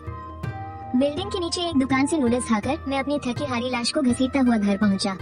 नहाने के बाद मेरे अंदर कुछ और सोचने की हिम्मत ही नहीं बची थी। मैं बिस्तर पर गिरते ही सो गया। अगली सुबह मैं बहुत जल्दी उठा और अपना इलेक्ट्रिक स्कूटर लेकर फिर से निकल पड़ा। मैंने भी ठान ली थी कि मैं हार नहीं मानूंगा। जब मैं फाइनेंस की इतनी मुश्किल कैलकुलेशन कर सकता हूँ, तो क्या ये फूड डिलीवरी का काम मुझे रोक लेगा? लेकिन असलियत बहुत कड़वी होती है। दोपहर होने को आई थी और मैंने सिर्फ 4 ऑर्डर पूरे किए थे। मेरी कुल कमाई थी 16 रुपये 90 पैसे। उफ, मैं थक कर सड़क के किनारे एक ठेले पर बैठ गया। मैंने एक कटोरी वॉन्टन सूप का ऑर्डर दिया। तभी अचानक मेरे दिमाग में एक घंटी बजी। डिंग, 10 ऑर्डर का माइलस्टोन पूरा हुआ। आपको मिलते हैं 3 लकी ड्रॉ। अरे वाह, ऐसा भी होता है क्या? मैं तो खुशी से उछल पड़ा। मैंने सूप पीते पीते लकी ड्रॉ शुरू कर दिया। पहला ड्रॉ, इनाम में मिली है एक मर्सिडीज बेंज जी क्लास। मेरी तो आंखें फटी की पटी रह गई। मुझे अभी इस महंगी गाड़ी की कोई जरूरत नहीं है यार। दूसरा ड्रॉ, इनाम 1 लाख रुपए नकद। हाँ, मैंने बोरियत से आंखें घुमाई। तीसरा ड्रॉ, इनाम पाताल लोक का खास परफ्यूम। ये सुनते ही मेरे मुंह से गालियों की झड़ी लग गई। अरे, इसे अच्छा तो 1 लाख कैश ही दोबारा दे देते। मैं एक हट्टा कट्टा आदमी हूँ, मैं इस परफ्यूम का क्या अचार डालूंगा? आधे घंटे तक गालियाँ बकने के बाद मैं आखिरकार शांत हो ही गया, क्योंकि इस बेजान मशीन पर गुस्सा निकालने का कोई घंटा फायदा नहीं था। मैंने एक सिगरेट सुलगाई और फिर से अपने काम पर निकल पड़ा। शायद अब मुझे इस काम की आदत सी हो गई थी, क्योंकि मैंने एक ही दोपहर में 8 ऑर्डर डिलीवर कर दिए। पर मेरी खुशी ज्यादा देर नहीं टिक पाई। अचानक से जैसे किसी ने मेरी उम्मीदों पर पानी फेर दिया हो। फिर से एक मिल्क टी का ऑर्डर आया था, पर डिलीवरी की लोकेशन लिंचिंग नदी के किनारे थी और जब मैं वहाँ पहुँचा तो वो साला कस्टमर मेरा फोन ही नहीं उठा रहा था। अरे यार, मैंने मन ही मन बड़बड़ाते हुए कहा और दांत पीसते हुए डिलीवरी कंफर्म वाले बटन को दबा दिया। इसके बाद मैं उसे ढूंढने लगा। शाम के वक्त लिंचंग नदी के किनारे भारी भीड़ होती है। हर तरफ बस लोगों के झुंड ही झुंड थे। मैं लगातार फोन मिला रहा था, लेकिन सामने वाला फोन ही नहीं उठा रहा था। फिर भी अपनी ड्यूटी निभाते हुए मैंने बार बार कॉल किया। जब मैं चलते चलते लगभग रास्ते के आखिर तक पहुंच गया, अचानक एक फोन की रिंगटोन ने मेरा ध्यान खींचा। वहाँ एक आराम कुर्सी पर एक औरत बैठी हुई थी। उसका फिगर तो काफी अच्छा था, बस चेहरा बालों से ढका हुआ था। उसके बगल में रखा एक छोटा सा फोन लगातार बज रहा था और उसकी फ्लैशलाइट भी चमक रही थी, जो काफी शानदार लग रहा था। मैंने अपना फोन काट दिया और वहीं खड़े खड़े दोबारा कॉल मिलाया। उस औरत का फोन तुरंत फिर से बजने लगा। मैंने राहत की एक लंबी सांस ली और 2 कदम आगे बढ़ाया। तभी शराब की तेज गंध मेरे चेहरे से टकराई। मैंने ना चाहते हुए भी अपनी त्योरियां चढ़ा ली। मैंने हाथ बढ़ाकर उसे थोड़ा हिलाया। हेलो मैडम, उठिए। वो अभी भी काफी चौकन्नी थी। मेरे बस हल्के से छूने पर ही वो अचानक से चौंक कर उठ गई। उसके चेहरे से बाल हटे और मैं उसे देखकर एकदम से उछल पड़ा। टीचर छिन, आप यहाँ? शाओ युआन के पापा? टीचर छिन ने भी मुझे हैरानी से घूरते हुए कहा। मैंने उसकी तरफ देखते हुए फीकी हंसी के साथ कहा, मैडम जी, ऐसी भी क्या मुसीबत आ गई? इतना ज्यादा पीने की तो कोई जरूरत नहीं थी ना। टीचर छिन ने मुझे देखा और एक उदास मुस्कान के साथ अपना सिर हिला दिया। यह मेरा निजी मामला है। चलो ठीक है। मैंने एक गहरी सांस ली और मिल्क टी उसके सामने रख दी। ये रही आपकी मिल्क टी, मैं अब चलता हूँ। इतना कहकर मैं वहाँ से निकलने ही वाला था कि तभी उसने मुझे पीछे से आवाज दी, शाओ युआन के पापा। क्या आप मुझसे थोड़ी देर बात कर सकते हैं? मैं आपको इसके पैसे दे दूंगी। मेरी भी ड्यूटी लगभग खत्म ही होने वाली थी। पैसे देने की कोई जरूरत नहीं है। मैंने एक लंबी सांस ली और उसके बगल में बैठ गया। एक घूंट मार लो। टीचर छिन ने शराब की बोतल मेरी तरफ बढ़ाते हुए कहा। अरे नहीं, मुझे अभी गाड़ी चलानी है। मैंने हंसते हुए मना किया। क्या आपकी छुट्टी नहीं हो गई है? टीचर छिन ने मुस्कुराते हुए कहा। हाँ, बात तो सही है। मैंने थोड़ी दूर खड़ी अपनी इलेक्ट्रिक स्कूटी की तरफ देखा और झिझकते हुए कहा, क्या हम कहीं और चलकर पिए? कल ही किसी ने मेरी गाड़ी उठा ली थी और मुझ पर 500 का जुर्माना लग गया था। ये सुनकर टीचर छिन अपनी हंसी नहीं रोक पाई। उसके हंसने पर गालों पर 2 प्यारे से डिम्पल पड़ रहे थे, जिसे देखकर मैं भी पल भर के लिए हैरान रह गया। बाप रे बाप, शुक्र है कि मैं एक शरीफ इंसान हूँ। अगर कोई बुरा आदमी होता तो वो खुद पर कैसे काबू रख पाता? ठीक है, फिर आप ही कोई जगह ढूंढिए। यह मेरी तरफ से पार्टी समझिए। ठीक है। मैंने जमीन पर पड़ी बोतलों को समेटा और उन्हें कूड़ेदान में डालने के बाद मैं उसे लेकर अपनी इलेक्ट्रिक बाइक की तरफ चल पड़ा। रास्ते में बहुत से लोग मेरी ब्लैक नाइट वाली जैकेट को घूर रहे थे और फिर मेरे पीछे चल रही मिस छिन को देखकर सबके सब अपनी जगह पर ही रुक गए। ये लड़की उसकी तो नहीं हो सकती, बिल्कुल नामुमकिन है। अरे अगर ये हसीन लड़की इसकी ही बाइक पर बैठ गई ना, तो मैं इसी वक्त नदी में कूद जाऊंगा। कई लड़के आपस में फुसफुसा रहे थे, खासकर कुछ कॉलेज के लड़के तो कस्में भी खा रहे थे।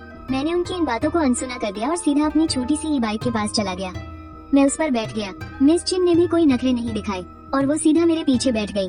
बस उन्होंने थोड़ा फासला रखा और मुझे पकड़ा नहीं, लेकिन मैंने हल्का सा एक्सीलेटर लिया और फिर जोर से ब्रेक मार दी।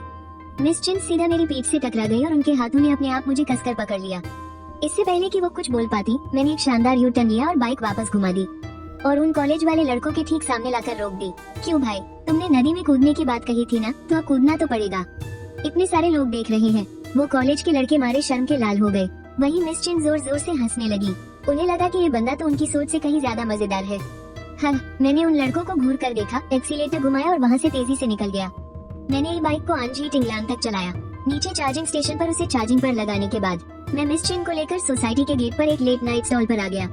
मैंने हाथ हिलाकर कुछ कबाब और बियर का ऑर्डर दिया। मिस छिन ने कुछ नहीं कहा, बस अपने हाथों पर ठुड्डी रखकर मुझे देखती रही। मैंने भी कुछ नहीं कहा, बस यूं ही खामोशी से उन्हें देखता रहा। स्नैक स्टॉल पर ज्यादा शोर शराबा नहीं था। वहाँ ज्यादातर आसपास के लोग ही आते थे।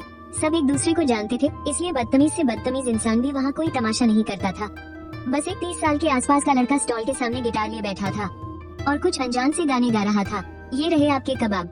स्टॉल का मालिक 50 साल का एक अधेड़ उम्र का आदमी था, जो अपनी पत्नी के साथ मिलकर उसे चलाता था।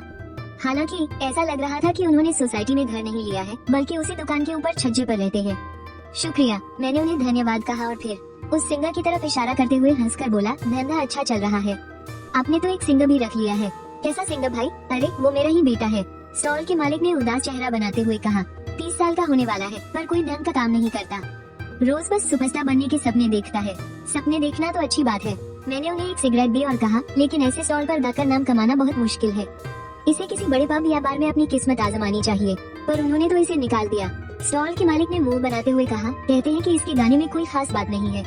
कोई कस्टमर इसे ड्रिंक ऑफर करे तो पीता भी नहीं है, फालतू का एटीट्यूड दिखाता है। हाँ, मुझे अचानक हंसी आ गई। मैंने अपनी जेब से 100 का एक कड़क नोट निकाला और मालिक को देते हुए कहा, इसे कहिए अपना सबसे बढ़िया गाना गाए। ऐसे मेरी तरफ से। वो आदमी मुझे बड़ी हैरानी से देखने लगा। अरे गु भाई, ये आप क्या कर रहे हैं? एक गाने के 100 रुपये? भला इतने पैसे कौन देता है? आप मुझे जानते हैं? मैं थोड़ा हैरान रह गया। मुझे यहाँ रहते हुए लगभग 7 साल हो गए हैं। ये तो नहीं कहूँगा कि सोसाइटी के हर इंसान को जानता हूँ, लेकिन कम से कम 80-90% लोगों को चेहरे से तो पहचान ही लेता हूँ। मालिक ने हंसते हुए कहा, आपकी पत्नी का सरनेम लियो है ना? वो बहुत खूबसूरत है। वो हमारी सोसाइटी में काफी मशहूर है। अच्छा, तो मेरी पहचान मेरी बीवी की वजह से है। मैंने आग भरने का नाटक किया और रात के उस स्टॉल का मालिक जोर से हंस पड़ा। फिर उसने अपना परिचय देते हुए कहा, मेरा सरनेम शिये है। मैंने इसी मोहल्ले में घर खरीदा है, तुम्हारी वाली बिल्डिंग के ठीक बगल में। बस वो घर मैंने अपने बेटे को रहने के लिए दे रखा है। मैं और मेरी पत्नी दुकान पर ही रहते हैं। अच्छा, तो ये बात है। इसके बाद उन दोनों ने थोड़ी और बातचीत की। जब लाओ शिये ने देखा कि मैं उसके बेटे के गाने के पैसे देने की जिद कर रहा हूँ, तो वो मजबूर हो गया। उसे पैसे लेकर जाना ही पड़ा। शाओ शिये ने जैसे ही पैसे लिए, वो पहले तो हैरान रह गया, फिर चेहरे पर बड़ी सी खुशी के साथ थोड़ा आगे खिसक कर बैठ गया और अपनी सुरीली आवाज का जादू बिखेरने लगा। क्या उसने मुझे तुम्हारी शुगर बेबी समझ लिया है? टीचर छिन ने हंसते हुए कहा, कुछ कह नहीं सकते। मैंने मजाक में कहा, इतनी रात गए। एक खूबसूरत लड़की और एक अधेड़ उम्र का आदमी रात के स्टॉल पर शराब पी रहे हैं। अगर वो बाप बेटी नहीं है तो पफ। टीचर छिन अपनी हंसी नहीं रोक पाई और फिर अपनी बियर उठाते हुए बोली। मैंने अपनी बियर उठाई, उनके गिलास से हल्के से टकराई और एक ही घूंट में पी गया। फिर हम गाने सुनते हुए कबाब खाने लगे। 3 बोतल बियर के बाद टीचर छिन का प्यारा सा चेहरा थोड़ा लाल हो गया था। मेरा नाम छिन जिमो है। मैं पहले तो थोड़ा चौंका, फिर मुस्कुराते हुए सिर हिलाया। मेरा नाम गु जिंगशिन है। बहुत प्यारा नाम है। शिनजेमो ने धीमी आवाज में कहा, क्या तुम नहीं पूछोगे कि मैं शराब क्यों पी रही हूँ? पफ, मेरी हंसी छूट गई। तुम्हारी इस उम्र में इंसान या तो प्यार का मारा होता है या पैसों का, और इन दोनों ही चीजों में मैं तुम्हारी कोई मदद नहीं कर सकता। तो फिर पूछकर क्या फायदा?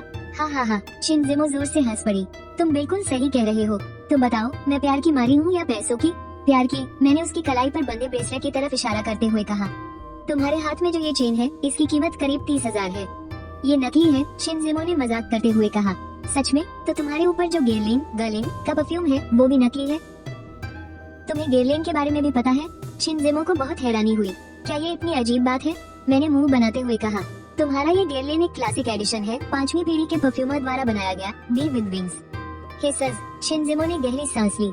आखिर तुम हो कौन? तुम्हें ये सब भी पता है? मैंने हल्की सी हंसी के साथ अपना बियर का गिलास उठाया और उसके गिलास से टकराया। साला, शुक्र है जब मैं छियानवे में था तो खाली बैठे बोर होते हुए मैंने इसे देखकर सूंघ लिया था, वरना आज इस बच्चे को बेवकूफ बनाना नामुमकिन था। हाँ, आमतौर पर लड़कों को सिर्फ शनेल का ही पता होता है और उसे सूंघकर पहचान लेना ही उनके लिए बहुत बड़ी बात होती है। शिनजेमो ने सिर हिलाते हुए कहा, तुम्हें गेरलेन के बारे में पता है? ये बहुत ही कम देखने को मिलता है। वो इसलिए क्योंकि तुमने अभी तक बहुत कम आदमियों से मुलाकात की है। मैंने मजाक करते हुए कहा, जब तुम मेरी उम्र तक पहुंचोगी तो तुम्हें सब कुछ पता चल जाएगा। पफ, शिनजेमो तुरंत फिर से हंस पड़ी, लेकिन थोड़ी देर हंसने के बाद वो काफी उदास हो गई। आज मेरा और मेरे बॉयफ्रेंड का ब्रेकअप हो गया। बिल्कुल सही बात है, वो तुम्हारे लायक ही नहीं है। वो कैसे? क्योंकि उसे तो ये भी नहीं पता कि तुम कौन सा परफ्यूम लगाती हो, तो जाहिर सी बात है उसे तुम्हारी हैसियत का भी अंदाजा नहीं होगा। उसे लगता होगा कि तुम बस एक मामूली सी किंडरगार्टन टीचर हो। ऐसा आदमी जिसे पैसों का भी लालच नहीं है, उसमें आगे बढ़ने की कोई चाहत ही नहीं है, मैंने बेपरवाही से कहा। हाँ, शिनजेमो हंसते हंसते लोटपोट हो गई। तुम्हारी बात सुनकर तो यही लगता है कि सच में उसे आगे बढ़ने की कोई परवाह नहीं है। और नहीं तो क्या, मैंने मुंह बनाते हुए कहा। और तुम्हारे कपड़े पहनने का अंदाज भी देखो, बिल्कुल सादा और सिंपल सा है। इससे पता चलता है कि तुम्हारा बॉयफ्रेंड एक आम नौकरी पेशा इंसान है। और बताओ, शिनजेमो ने उत्सुकता से कहा। उसे लगता है कि वो अपने काम में बहुत मेहनत करता है, पर सच कहूँ तो वो बेवकूफ है। अपने बॉस को खुश करने के लिए इतनी जी तोड़ मेहनत करने से अच्छा तो ये होता कि वो तुम्हें खुश करने में मेहनत करता, मैंने कंधे उचकाते हुए कहा। उसकी जिंदगी के 20 साल के धक्के बच जाते, मेरी प्यारी बहन। और नहीं तो क्या, मैं अपने घर की इकलौती बेटी हूँ। शिनजेमो ने भी मजाक करते हुए कहा, अगर वो मुझसे शादी कर लेता तो। मेरी यांगचेन में 3 बिल्डिंग्स किराए पर चलती हैं। क्या वो खुद की बनवाई हुई है? मैंने हैरानी से पूछा। नहीं, वो कमर्शियल बिल्डिंग्स हैं, शिनजेमो ने हल्की सी भौहें चढ़ाते हुए कहा। तो कैसा लगा? क्या तुम भी अपनी जिंदगी के 20 साल के धक्के बचाना चाहती हो? हाँ, बिल्कुल चाहती हूँ। तो क्या तुम मुझे एक मौका दो, मैंने बिल्कुल गंभीर होकर कहा। पर तुम अच्छी तरह से सोच लो, मेरी ये दूसरी शादी होगी और मेरा एक बच्चा भी है। अगर कोई और होता तो मैं शायद एक बार सोचती, पर मुझे शाओ युआन बहुत पसंद है। मेरे लिए इसे अपनाना कोई मुश्किल बात नहीं है, शिनजेमो ने धीरे से मुस्कुराते हुए कहा। तुमने कहा था कि मेरा बॉयफ्रेंड मेरे लायक नहीं है, तो क्या तुम मेरे लायक हो? लो, सारी खुशियों पर पानी फिर गया। छोड़ो, पियो। मैंने उदास सा मुंह बनाकर अपना जाम उठाया। अरे यार, इतनी जल्दी हार मान ली? शिनजेमो ने हंसते हुए कहा। तो फिर शुरुआत कैसे करें? आज रात शराब पीने के बाद हम कहीं आराम से लेटकर जिंदगी के बारे में बातें करते हैं, मैंने अपनी भौहें उचकाते हुए कहा। ठीक है, शिनजेमो ने बिना झिझके तुरंत हाँ कर दी और फिर तसल्ली करते हुए पूछा, तुम्हारा सच में तलाक हो चुका है ना? पफ, मैं अपनी हंसी रोक नहीं पाई। मेरी प्यारी सहेली, मजाक बंद करो। अगर तुम सच में इतनी आसानी से मान जाने वाली लड़की होती तो क्या तुम्हारा वो बॉयफ्रेंड तुम्हें छोड़ने की हिम्मत करता? उसने मुझसे ब्रेकअप सिर्फ इसलिए किया क्योंकि मैं बहुत पुरानी सोच की हूँ, इसीलिए उसने मेरा साथ छोड़ दिया, शिनजेमो ने फीकी मुस्कान के साथ कहा। इसलिए मैं भी यही सोच रही हूँ कि क्या मैंने ये कुछ गलत किया। अगर तुम्हें बुरा न लगे तो एक बात पूछूं, तुम दोनों रिश्ते में किस हद तक आगे बढ़े थे? मैंने उत्सुकता से पूछा। किस हद तक? तुम्हारा क्या मतलब है? शिनजेमो ने अचरज से कहा। जैसे हाथ पकड़ना, गले लगना, किस करना और फिर इंटीमेट होना। मैंने अपने हाथ फैलाते हुए कहा। प्यार में पड़ने के आमतौर पर यही 4 कदम होते हैं, इसलिए मैं पूछ रही थी कि तुम दोनों इनमें से किस कदम तक पहुँचे थे। ये सुनकर शिनजेमो का चेहरा शर्म से लाल हो गया। धीरे से फुसफुसाते हुए, पहला कदम हाथ पकड़ना। मैंने हैरान होते हुए कहा। तुम दोनों कितने सालों से साथ थे? 6 साल से। कॉलेज के फर्स्ट ईयर से ही हम साथ थे, शिनजेमो ने पलके झपकाते हुए कहा। तब तो उसका तुमसे ब्रेकअप करना बिल्कुल सही था, मैंने आह भरते हुए कहा। अगर मेरा अंदाजा सही है तो तुम लोग शायद 2 बेडरूम या 3 बेडरूम और 1 हॉल वाले घर में रहते होगे और तुम दोनों का अपना अपना अलग कमरा होगा। यहाँ तक कि तुम लोग बाथरूम भी शेयर नहीं करते होगे, है ना? अरे, तुम्हें कैसे पता चला? शिनजेमो ने हैरानी से पूछा।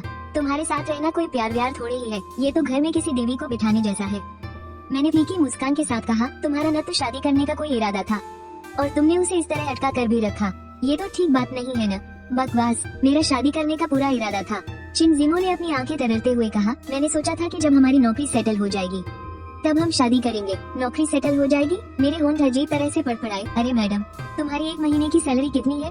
तुम्हारी और तुम्हारे बॉयफ्रेंड की सैलरी मिला भी दी जाए तो क्या वो घर की बढ़ती कीमतों का मुकाबला कर सकती है? हमें घर की कीमतों का मुकाबला क्यों करना है? मेरे घर वाले, तुमने अपने घर वालों की हैसियत के बारे में उसे कभी कुछ नहीं बताया है ना? मैंने शराब का गिलास उठाते हुए उसकी बात काटी। तुम्हारे इस बर्ताव ने उसे पूरी तरह से निराश कर दिया होगा, चाहे जज्बाती तौर पर हो या फिर जिस्मानी तौर पर। उसे तुमसे कोई सुकून नहीं मिला, तो फिर वो आखिर तुम्हारे साथ था ही क्यों? चिनजिमो सिर झुकाए मुझे देखती रही और एकदम खामोश हो गई। 2 गिलास और पी लो, फिर मैं तुम्हें घर छोड़ दूंगा। मैंने बियर की 2 बोतलें खोली, जो आदमी तुम्हें 6 साल तक बर्दाश्त कर सका। सच कहूँ तो उसे खोना थोड़ा अफसोस की बात है। चिनजिमो ने कुछ नहीं कहा, बस उसने अपना गिलास उठाया और एक ही घूंट में सब पी गई। तभी शाओशी अपना गिटार पकड़े हुए दौड़कर हमारे पास आया और पूरी उम्मीद के साथ बोला, गु भाई, आप और कौन सा गाना सुनना चाहते हैं? मैं आपके लिए गाऊंगा, और वो भी बिल्कुल फ्री। मैंने सिर तिरछा करके उसे देखा, अपना हाथ आगे बढ़ाया और मुस्कुराते हुए कहा, लाओ, आज मैं तुम्हें एक गाना सुनाता हूँ। शाओशी की आंखें फटी की फटी रह गई। आखिर अपनी जवानी में कौन एक सिरफिरा कलाकार नहीं होता? मैंने मजाक करते हुए कहा। शाओशी थोड़ा हिचकिचाया, लेकिन आखिरकार उसने अपना प्यारा गिटार मेरे हाथों में थमा ही दिया। वहीं चिनजिमो अपनी बड़ी बड़ी आंखें झपकाते हुए ठुड्डी पर हाथ रखे मुझे देखने लगी। मैंने गिटार पकड़ा, पैर पर पैर चढ़ाया और उसकी ट्यूनिंग सेट करने लगा, और शाओशी ने अपना माइक स्टैंड लाकर ठीक मेरे सामने खड़ा कर दिया। हेलो हेलो, मैंने माइक में बोलते हुए मुस्कुराकर कहा, यह एक बहुत पुराना गाना है जो मैं आप सभी को डेडिकेट करना चाहता हूँ।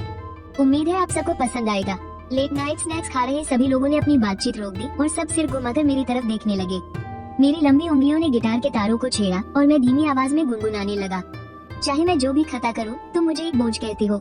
मेरे साथ रहना जैसे जीते जी मरना है, जिसमें कोई खुशी नहीं। चाहे गुजरा कल हो या आज, तुमने मुझे आखिर समझा ही क्या है। मेरी आवाज बिल्कुल साफ और सुरीली थी। उसकी अपनी एक अलग ही पहचान थी। शाओशी और चिनजिमो दोनों की आंखें एक साथ खुली की खुली रह गई। खासकर चिनजिमो तो थोड़ा और आगे की तरफ खिसक आई और मुझे पूरी तल्लीनता से देखने लगी। आखिरकार वो तो यांगचेन की ही रहने वाली है। दूसरों को कैंटोनीज गाने गाते हुए सुनकर उसे एक स्वाभाविक अपनापन महसूस होता है। इसी बीच कोरस शुरू हुआ, क्या प्यार प्यार प्यार प्यार प्यार। अब प्यार से ही हार मान चुका है, बस खुशी के लिए यूं ही दिखावा किया, पर सच में चूम लिया। हमारा ये अंजाम कितना दर्दनाक है। सच्चे और झूठे प्यार नफरत में फर्क नहीं कर पा रहा। मैंने बहुत ज्यादा सीरियस होकर नहीं गाया, पर इससे खुआई गाने की वो प्यार वाली बेबसी और भी गहरी हो गई। हर कोई बस चुपचाप मुझे देख रहा था, और जैसे ही आखिरी धुन खत्म हुई, पूरी जगह जोरदार तालियों की गड़गड़ाहट से गूंज उठी। क्या गाया है मेरे भाई, एक और हो जाए, पैसे भी देने को तैयार हूँ मैं। Once more once more. अरे मैंने तो बस थोड़ी सी कोशिश की थी। मैंने उठकर सभी का अभिवादन किया और फिर अपना फोन पकड़े हुए शाओशी की तरफ देखकर मुस्कुराते हुए कहा, अब घर जाकर इसकी धुन खुद बना लेना। मैंने इस गाने के राइट्स तुम्हें दे दिए हैं। तुम चाहो तो इसे किसी कंपटीशन में गाओ या जो मर्जी करो, सब चलेगा। तुमसे कोई पैसे नहीं लूंगा, सच कह रहा हूँ। शाओशी ने एकदम हैरान होकर कहा, अगर तुम अभी के अभी यहाँ से गायब हो जाओ ना, तो मेरी बात बिल्कुल सच है। मैंने मुस्कुराते हुए जवाब दिया, मैं अभी गायब होता हूँ। शाओशी ने एक हाथ से अपना गिटार पकड़ा और दूसरे हाथ में माइक लेकर बिजली की रफ्तार से अपनी दुकान की तरफ भाग गया। गु जिंगशिन, शाओ युआन, वो तुमसे तलाक कैसे ले सकती है? चिनजिमो ने सीधे दिल पर लगने वाला सवाल पूछ लिया। मेरी जिंदगी का कोई ठिकाना नहीं है ना? भला एक डिलीवरी बॉय किसी राजकुमारी के लायक कैसे हो सकता है? मैंने मजाक में कहा। ये सुनकर चिनजिमो का चेहरा शर्म से लाल हो गया। मैंने उसकी तरफ इशारा किया और जोर से आवाज लगाते हुए कहा, लाओ शिए, आज का बिल मेरे नाम पर लिख लो। शाओशी ने जोर से चिल्लाते हुए कहा, रहने दो, ये सब मेरे सामने मत करो। दोस्ती अपनी जगह और बिजनेस अपनी जगह। मैंने अपनी जेब से फोन निकाला और दुकान के अंदर जाकर QR कोड स्कैन किया। लाओ शिए ने 2-3 बार मना किया, पर मेरी जिद के आगे उसकी एक न चली। आखिरकार उसने मुझे बहुत ही कम पैसे बताए। इस बार मैंने भी कोई फॉर्मेलिटी नहीं की, बस पैसे स्कैन किए और वहाँ से चल दिया। सड़क किनारे चिनजिमो मेरे बगल में आकर खड़ी हो गई। उसने अपना सिर उठाया और बोली, गु जिंगशिन, क्या तुम सच में मुझे घर छोड़ने जा रही हो? क्यों, कोई परेशानी है क्या? मैंने थोड़ी हैरानी से पूछा तो उसने कहा, तुम एक बार अच्छे से सोच लो। मेरे परिवार के पास 3 बड़ी ऑफिस बिल्डिंग्स हैं। चिनजिमो ने बिल्कुल सीरियस होकर कहा, ओह, फिर तो ये सच में बड़े अफसोस की बात है। मैंने एक लंबी आह भरते हुए कहा, अगर मेरी शादी नहीं हुई होती ना, तो 3 बिल्डिंग्स तो छोड़ो, अगर तुम्हारे पास सिर्फ एक बिल्डिंग भी होती, तब भी मैं बेशर्मों की तरह तुम्हारे पीछे पड़ा रहता। तुम्हारी तो एक भी बात में सच्चाई नहीं होती। मुझे तो तुम पर बिल्कुल भरोसा नहीं है। चिनजिमो ने हंसते हुए अपनी आंखें घुमाई। उसके चेहरे पर छाई वो जवानी की ताजगी मुझे पल भर के लिए मदहोश कर गई। फिर हम दोनों एक टैक्सी में बैठ गए। मैं आगे वाली सीट पर बैठ गया। ठीक 20 मिनट बाद एक काफी पॉश और शानदार रिहायशी इलाके में मैं और चिनजिमो एक घर के दरवाजे पर खड़े थे, लेकिन अंदर से आ रही भारी सांसों और एक औरत के कराहने की आवाजों ने मुझे पूरी तरह सुन्न कर दिया। क्या अभी भी अंदर जाने का इरादा है? चिनजिमो ने शरारती मुस्कान के साथ पूछा। क्या मैं सच में बूढ़ा हो गया हूँ? आजकल की जनरेशन को तो मैं समझ ही नहीं पाता। मैंने एक सिगरेट जलाई। मुझे पक्का नहीं पता कि मैं उससे शादी करूंगी या नहीं, इसलिए मैं खुद को उसे नहीं सौंप सकती। लेकिन वो एक समझदार और मैच्योर आदमी है, उसकी भी अपनी जरूरतें हैं। अगर वो अपनी जरूरतें खुद पूरी कर रहा है तो इसमें गलत ही क्या है? चिनजिमो ने अपने हाथ फैलाते हुए कहा। मैं बस एक उदाहरण दे रहा हूँ, मैंने बेबसी से कहा। मान लो कि वो किसी ऐसी वैसी औरत के साथ वो सब करता है और उसे कोई गंदी बीमारी लग जाती है और उसके बाद वो तुमसे शादी कर लेता है, तो तुम्हें क्या लगता है? क्या ये तुम्हारे लिए अच्छी बात होगी? चिनजिमो ने डर के मारे एक कदम पीछे लिया और अपना मुंह ढक लिया। मैं कुछ कहने ही वाला था, तभी दरवाजा खुल गया। एक काफी हैंडसम सा नौजवान बिना शर्ट के बाहर आया और हम दोनों को घूरते हुए बोला, तुम वापस क्यों आए हो? और ये आदमी कौन है? नमस्ते सर, मैं ब्लैक नाइट का डिलीवरी बॉय हूँ। मिस चिन ने मुझे अपना सामान शिफ्ट करने के लिए काम पर रखा है। मैंने बिल्कुल सीरियस होकर कहा, कुछ फटे पुराने कपड़े ही तो है, इन्हें भी ले जाने की क्या जरूरत है? उस नौजवान ने ताना मारते हुए कहा, यही रुको, मैं अंदर से लाकर देता हूँ। ये कहकर उसने दरवाजा भी बंद नहीं किया और सीधे मुड़कर सामान समेटने लगा। मुझे अब वो कपड़े नहीं चाहिए, चिनजिमो ने रुआंसा चेहरा बनाते हुए कहा। तो फिर तुम उन्हें यहाँ छोड़ भी नहीं सकती, मैंने मुंह बनाते हुए कहा। क्या पता वो जिन औरतों को बुलाता है वो तुम्हारे कपड़े पहन ले तो? बस करो, मुझे उल्टी आ रही है। चिनजिमो ने अपने सीने पर हाथ रख लिया और एक हाथ से दीवार का सहारा ले लिया। 3 मिनट भी नहीं हुए होंगे कि एक बड़ा सा बक्सा बाहर फेंक दिया गया और उसके तुरंत बाद दरवाजा लॉक कर दिया गया। जमीन पर बिखरे पड़े सामान को देखकर मेरे मुंह से एक गहरी आह निकल गई। तुम्हें लगता है कि तुम बहुत बड़प्पन दिखा रही हो, लेकिन सच तो ये है कि तुम अभी भी बच्चों जैसी हो, बस समझदार बनने का नाटक कर रही हो। ये कहकर मैंने सारे कपड़े वापस उस बक्से में ठूसने शुरू कर दिए। चिनजिमो का चेहरा पीला पड़ गया था और वो एकदम चुप रही। मुझे भी उसे और कुछ कहने का मन नहीं किया। मैंने बक्सा उठाया और उसे लेकर नीचे आ गया। आज रात किसी होटल में गुजारा कर लो, कल कोई नया फ्लैट ढूंढ लेना। क्या मैं आज रात तुम्हारे घर रुक सकती हूँ? चिनजिमो ने थोड़ा शर्माते हुए पूछा। तुम चिंता मत करो, मैं श्याओ युआन के साथ भी सो सकती हूँ।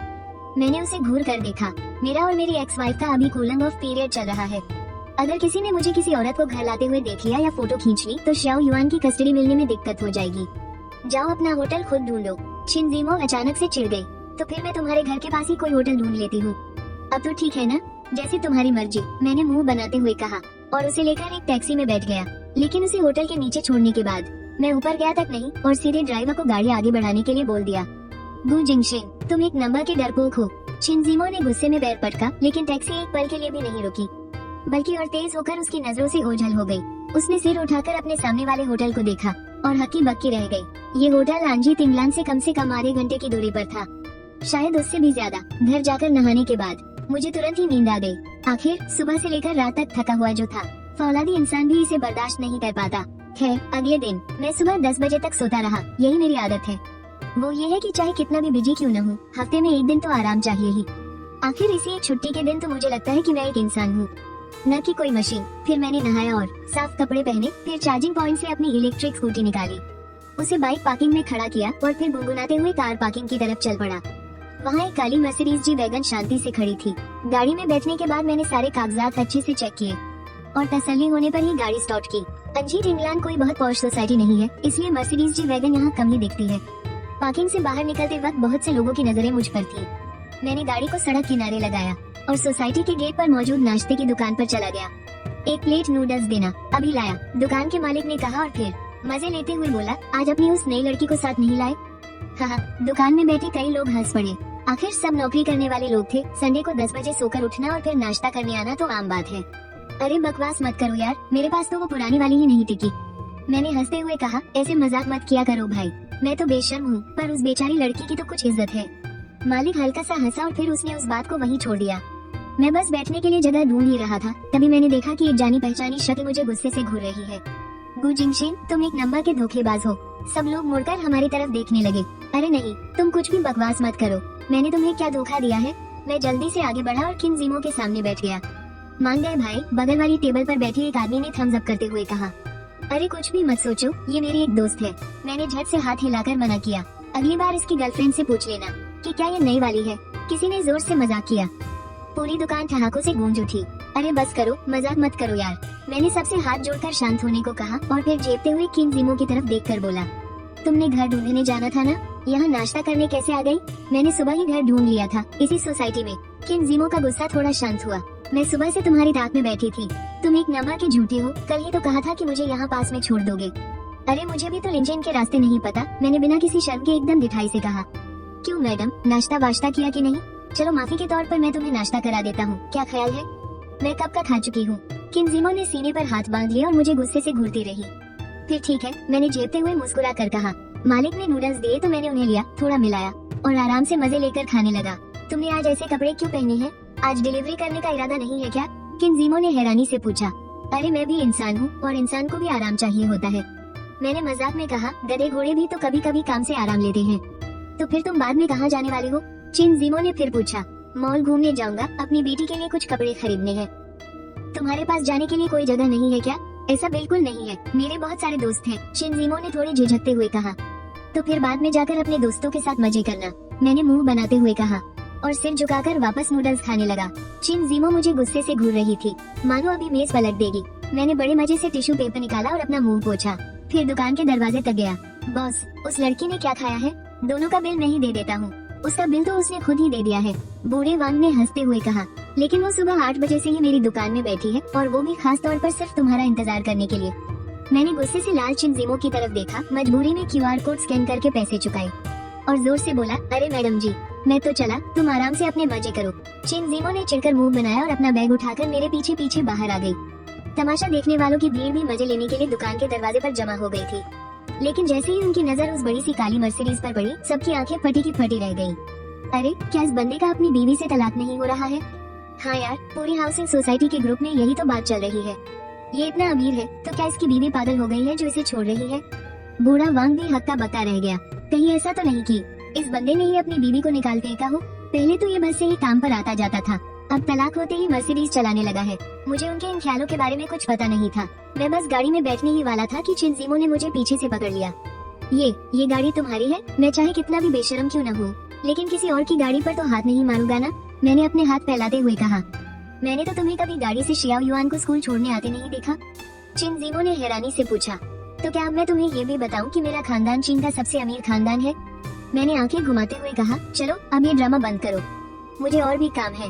तुम जाकर अपने दोस्तों के साथ घूमो। नहीं, तुमने मुझझसे झूठ बोला है, तुम्हें इसकी भरपाई करनी होगी। बस इतना कहकर किनजिमो ने तुरंत आगे वाली सीट का दरवाजा खोला और गाड़ी में बैठ गई। मेरे चेहरे पर एक अजीब सी झुंझलाहट आ गई। मैं भी मजबूरी में ड्राइविंग सीट पर जाकर बैठ गया। किनजिमो गाड़ी में बैठे बैठे गाड़ी के कागजात देख रही थी और वो अचानक से बोल पड़ी, ये गाड़ी तो तुमने कल ही खरीदी है। मिस चिन, इस बात से आपका कोई लेना देना नहीं है ना?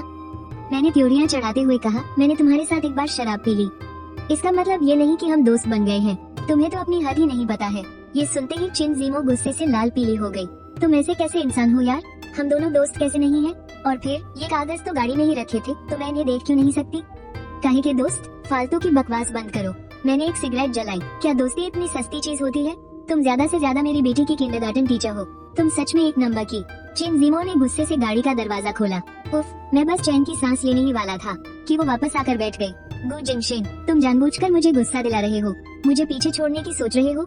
सपने में भी मत सोचना, किनजिमो ने ताना मारते हुए कहा। चाहे जो हो जाए, आज तो मैं तुम्हारे ही गले पड़ने वाली हूँ। अब बोलो क्या करोगे? चलो ठीक है, मेरी ही किस्मत खराब है। मैं हंसा। वैसे भी मुझे अपनी बेटी के लिए कपड़े खरीदने हैं। तुम्हारी काबिलियत का थोड़ा टेस्ट हो जाए। मेरी काबिलियत? तुम्हारा क्या मतलब है? किनजिमो ने हैरानी से पूछा। यही कि तुम अपनी स्टूडेंट को कितना जानती हो, शियाओ युआन किस तरह के कपड़े पहनती है, उसे कौन सा रंग पसंद है। ऐसा तो नहीं कि तुम्हें ये सब पता ही ना हो? मैंने मजाक में कहा, अगर तुम्हारी चुनी हुई ड्रेस उसे पसंद नहीं आई तो मुझे शक होगा कि तुम एक अच्छी टीचर होगी या नहीं। क्या मुझे नहीं पता होगा कि उसे क्या पसंद है? किनजिमो ने थोड़ा नखरे दिखाते हुए कहा। लिंचेंग स्क्वायर चलो, ठीक है, मैं पहले नेविगेशन चालू कर लूँ। अरे क्या तुम सच में लिंचेंग शहर को अच्छे से नहीं जानते? और तुम्हें क्या लगा था? मैंने आंखें घुमाते हुए कहा। नेविगेशन सेट किया और तुरंत गाड़ी रफ्तार से आगे बढ़ा दी। लिंचेंग असल में एक नया टियर 1 शहर माना जाता है। यहाँ छोटे बड़े कई सारे स्क्वायर हैं और क्योंकि ये एक राजधानी है, इसलिए यहाँ बहुत सारी यूनिवर्सिटीज भी हैं। जहाँ यूनिवर्सिटीज ज्यादा होती है, वहाँ के लोग भी थोड़े अतरंगी ही होते हैं। आखिर कॉलेज स्टूडेंट्स के दिमाग में क्या चलता है, ये आम इंसान कहाँ समझ सकता है। लिंचेंग स्क्वायर यहाँ की एक मशहूर जगह है और लिन नदी यहाँ से बस एक सड़क पार ही है। और लिन नदी का किनारा कॉलेज वालों के लिए डेट पर जाने की सबसे बढ़िया जगह है। बहुत से लोग वहाँ साइकिल चलाते हुए अपनी जवानी के दिन एंजॉय करते हैं, लेकिन मेरे पास इतना खाली टाइम कहाँ। सीधे पार्किंग में अपनी गाड़ी खड़ी करने के बाद मैं किनजिमो को लिफ्ट से ले गया और हम यूं ही घूमने लगे। तुम्हें कपड़े नहीं खरीदने थे क्या? कपड़ों का सेक्शन 3री मंजिल पर है। कपड़े तो कभी भी खरीद लेंगे यार, यहाँ आए हैं तो थोड़ा घूम फिर लेना चाहिए ना। मैंने हंसते हुए कहा, भागदौड़ भरी जिंदगी में थोड़ा सुकून का पल भी तो मिलना चाहिए ना। बस बातें बनाना आता है तुम्हें, चिन जिमो ने मुझे घूरते हुए कहा, पर फिर भी वो मेरे साथ साथ चलने लगी। क्या तुम मिल्क टी पियोगी? मैंने अचानक पूछा। चिन जिमो ने खिलखिलाकर कहा, ऐसे ही पिला दूं तो क्या मजा। चलो हम रॉक पेपर सिजर्स खेलते हैं, जो हारेगा वो जाकर लाएगा। मंजूर है? मैंने हंसते हुए कहा। चिन जिमो ने अपना हाथ पीछे छिपा लिया। Rock paper. जैसे ही दोनों ने एक साथ हाथ बाहर निकाला, चिन जिमो ने अनजाने में दूसरी तरफ देख लिया और मैंने तुरंत अपने हाथ का इशारा बदल दिया। अरे शियाओ युआन कहाँ है? मैंने बड़े ही आराम से कहा, तुम्हारा कागज है और मेरी कैंची, तुम जो पियोगी मैं भी वही पी लूंगा। चिन जिमो ने त्योरियां चढ़ाई। वो कुछ कहने ही वाली थी कि तभी पास की बड़ी स्क्रीन पर अचानक हम दोनों की वीडियो चलने लगी और उसमें मेरी चीटिंग साफ साफ दिख रही थी। भाई तुम रिकॉर्डिंग कर रहे थे तो ठीक है, पर जरा सी भी शर्म नहीं आई क्या? इसे इतनी बड़ी स्क्रीन पर चला दिया। मैंने मॉल की दूर खड़ी कैमरा टीम की तरफ देखा और जोर से हंस पड़ा। हाँ, वो कैमरामैन भी बड़े मजेदार मिजाज का निकला। उसने जोर से आवाज लगाते हुए कहा, तुम इतने बड़े आदमी होकर अपनी ही गर्लफ्रेंड को कैसे परेशान कर सकते हो? मेरी मर्जी, जाओ किसी और की वीडियो बनाओ। मैंने एक आवाज लगाई और अपना हाथ चिन जिमो के कंधे पर रख दिया और एकदम गंभीर होकर बोला, छोटी टीचर चिन, आप एक टीचर हैं तो शर्त हारने पर हार मानना तो बनता है ना। चिन जिमो ने मुझे जोर से एक मुक्का मारा और फिर गुस्से से पैर पटकते हुए मिल्क टी की दुकान की तरफ चली गई। मैंने पास ही एक बेंच ढूंढी और उस पर बैठकर पैर पर पैर चढ़ाकर आसपास की भीड़ को देखने लगा। अपने पिछले जन्म में मैं बहुत ज्यादा बिजी रहता था, यहाँ तक कि रविवार के दिन भी हजारों लोग मुझे ढूंढते रहते थे और अगर मैं अपना फोन स्विच ऑफ भी कर दूं, तब भी कोई ना कोई पता लगा ही लेता था कि मैं कहाँ हूँ। मुंह से तो कहते थे कि अरे क्या इत्तेफाक है, लेकिन असल में वो सिर्फ काम की बातें करते थे। ऐसी शांति भरी जिंदगी का मजा मुझे शायद ही कभी लेने को मिला हो। थोड़ी ही दूरी पर एक स्टेज बना हुआ था और उसके चारों तरफ धीरे धीरे लोगों की भीड़ जमा होने लगी थी। मैंने बस एक नजर डाली और मेरा मन उचट गया। Lincoln square amateur singing competition, mall वालों का कोई इवेंट था, लेकिन इनाम बुरा नहीं था। एक मेरे से भी बड़ा हेलो किटी वाला टॉय और साथ में 5000 कैश। ऐसा नहीं था कि मुझे इनाम बहुत बड़ा लग रहा था, बस बात ये थी कि यहाँ लाइव वोटिंग होनी थी। अगर भीड़ का शोर एक तय लेवल तक पहुँच गया तो आप इनाम जीत सकते हैं। जब प्रमोशन ही करना है तो इन्हें लाइव ब्रॉडकास्ट करना चाहिए ना, और पहले से ही अलग अलग कॉलेजों में माहौल बनाना चाहिए। मैं खुद से बड़बड़ा ही रहा था कि अचानक मुझे अपनी ही बात पर हंसी आ गई। मेरी पुरानी बिजनेस वाली आदत फिर से सामने आ गई थी। ये लो तुम्हारी मिल्क टी। चिन जिमो ने मेरी तरफ मिल्क टी का कप बढ़ाते हुए कहा। थैंक्स। मैंने एक घूंट लिया और तारीफ करते हुए बोला, टेस्ट बहुत बढ़िया है, तुम्हारी पसंद काफी अच्छी है। बिल्कुल। चिन जिमो ये सुनकर तुरंत खुश हो गई। मैं इस दुकान पर अक्सर आती हूँ। वैसे तो ये सेकंड फ्लोर वाली दुकान जैसी नहीं है, लेकिन फिर भी इसका टेस्ट पीने लायक है, काफी अच्छा है। मैंने मुस्कुराते हुए हाँ में सिर हिलाया और फिर मजाक करते हुए पूछा, वहाँ एक इवेंट चल रहा है, क्या तुम जाकर एक गाना गाना चाहोगी? तुम्हें तो हेलो किटी पसंद है ना? तुमसे किसने कहा कि मुझे हेलो किटी पसंद है? चिन जिमो ने हैरानी से पूछा। कल जब तुम्हारे बॉयफ्रेंड ने तुम्हारे कपड़े बाहर फेंके थे तब मैंने गलती से देख लिया था। मैं हंस पड़ा। चिन जिमो का चेहरा शर्म से एकदम लाल हो गया। हेलो किटी वाले कपड़े, वो तो उसके अंडरगारमेंट्स थे। ये लड़का इतना बेशर्म कैसे हो सकता है? तुमने ही तो कहा था ना कि हम दोनों दोस्त हैं, तो इसमें क्या बड़ी बात है? मैंने उसे चिढ़ाते हुए कहा। इतना बड़ा हेलो किटी है, शायद इसकी कीमत भी काफी ज्यादा होगी। जाकर एक बार ट्राई तो करो। वैसे भी कोई एंट्री फीस तो लग नहीं रही है। तुम्हें क्या लगता है मैं डरती हूँ क्या? मैं एक टीचर हूँ। चिन जिमो ने अपनी भवें हल्की से उठाते हुए कहा। मैंने ऐसा कब कहा कि तुम डरती हो? अब जब हम बाहर आए ही हैं तो थोड़ा एंजॉय कर लेते हैं ना। एक हाथ में अपनी मिल्क टी पकड़े हुए मैंने दूसरे हाथ से उसका हाथ कसकर पकड़ लिया और भीड़ के बीच से रास्ता बनाते हुए आगे बढ़ने लगा। चिन जिमो का शरीर अचानक से एकदम सुन्न पड़ गया। कुछ सेकंड के लिए तो उसका दिमाग बिल्कुल ब्लैंक हो गया था। इस लड़के का उसका हाथ पकड़ने का ये अंदाज, तुम तो इसमें बिल्कुल माहिर हो। चिन जिमो, मैंने उस कैमरामैन को देखकर मुस्कुराते हुए कहा, तो वो भी हंसते हुए मजाक में बोला, क्या बात है, खुद हिस्सा नहीं ले रहे? अपनी गर्लफ्रेंड का नाम लिखवाने आए हो?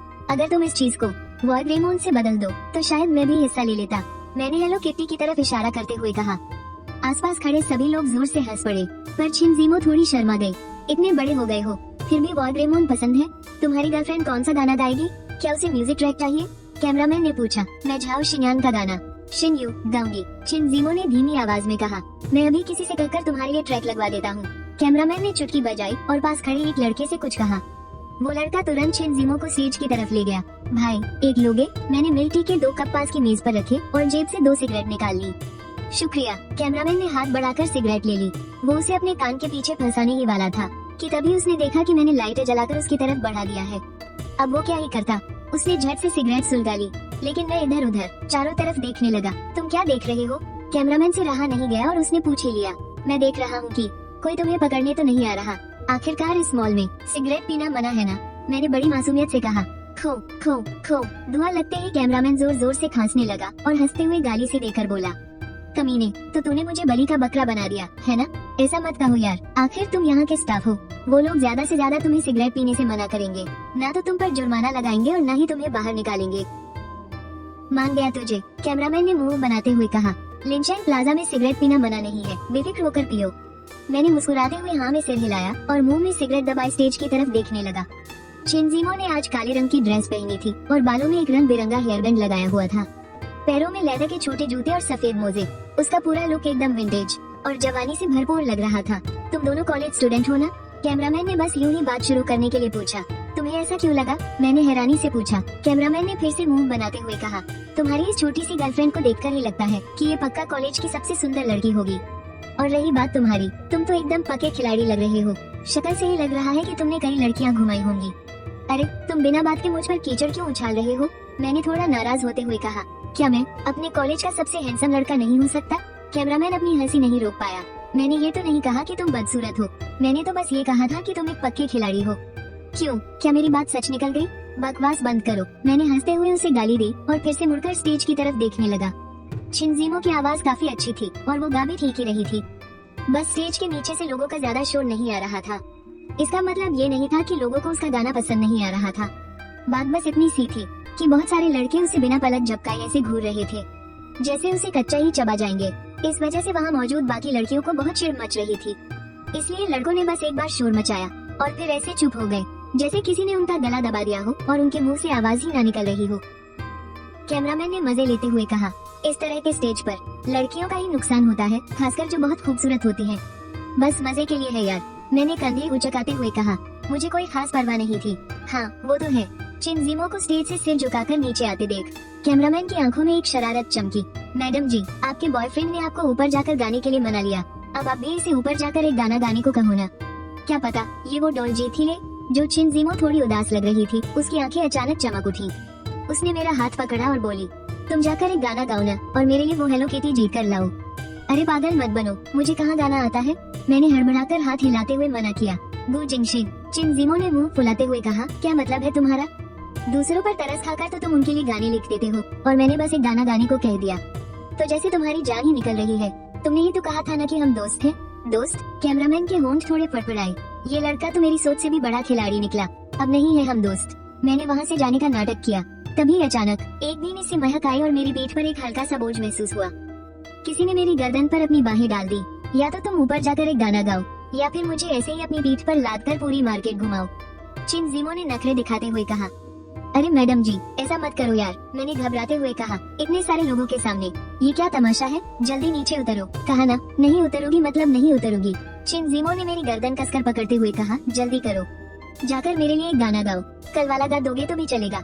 अरे पागल मत बनो। मैंने उसे पकड़ने के लिए हाथ पीछे किया लेकिन गलती से मेरा हाथ किसी बहुत ही नाजुक जगह पर लग गया। कैमरामैन को तो जैसे अचानक दांत में दर्द सा महसूस हुआ। चिनजिमो को भी जैसे बिजली का झटका लगा। उसने तुरंत अपने दोनों हाथों से अपने सीने को ढक लिया। मारे शर्म के उसके कान तक लाल हो गए थे। भाई साहब, यहाँ आप सिगरेट तो पी सकते हैं लेकिन ये थरकीपन नहीं चलेगा। हाँ, कैमरामैन ने टोकते हुए कहा। अरे यार, फालतू बकवास मत करो, मैंने बेबसी से कहा। मेरी पीठ पर आंखें थोड़ी ना लगी है, मुझे क्या पता था। तुम बस चुपचाप ऊपर जाओ और गाना गाओ। चिनजिमो ने भी अब सारी शर्म छोड़ दी थी और आगे बढ़कर मेरी बांह कसकर पकड़ ली। तुम दोनों तो यार सरेआम जलवे बिखेर रहे हो। कैमरामैन से ताना मारे बिना नहीं रहा गया। उसने अपना सिर दूसरी तरफ घुमा लिया। हाँ, गाता हूँ बाबा, पहले मुझे छोड़ोगी या नहीं? मैंने हार मानते हुए कहा और फिर कैमरामैन की तरफ देखकर पूछा, गिटार मिलेगा क्या? एक गिटार उधार चाहिए। अरे भाई, गिटार की क्या बात करते हो? मैं तो तुम्हारे लिए पियानो और ड्रम सेट का भी जुगाड़ कर दूँ। कैमरामैन ने हंसते हुए कहा और थोड़ी दूर पर हाथ हिलाकर इशारा किया। वो लड़का तुरंत एक गिटार लेकर दौड़ता हुआ आया और मेरे हाथ में थमा दिया। अरे रुको, उसे कैसे पता चला कि हमें गिटार चाहिए?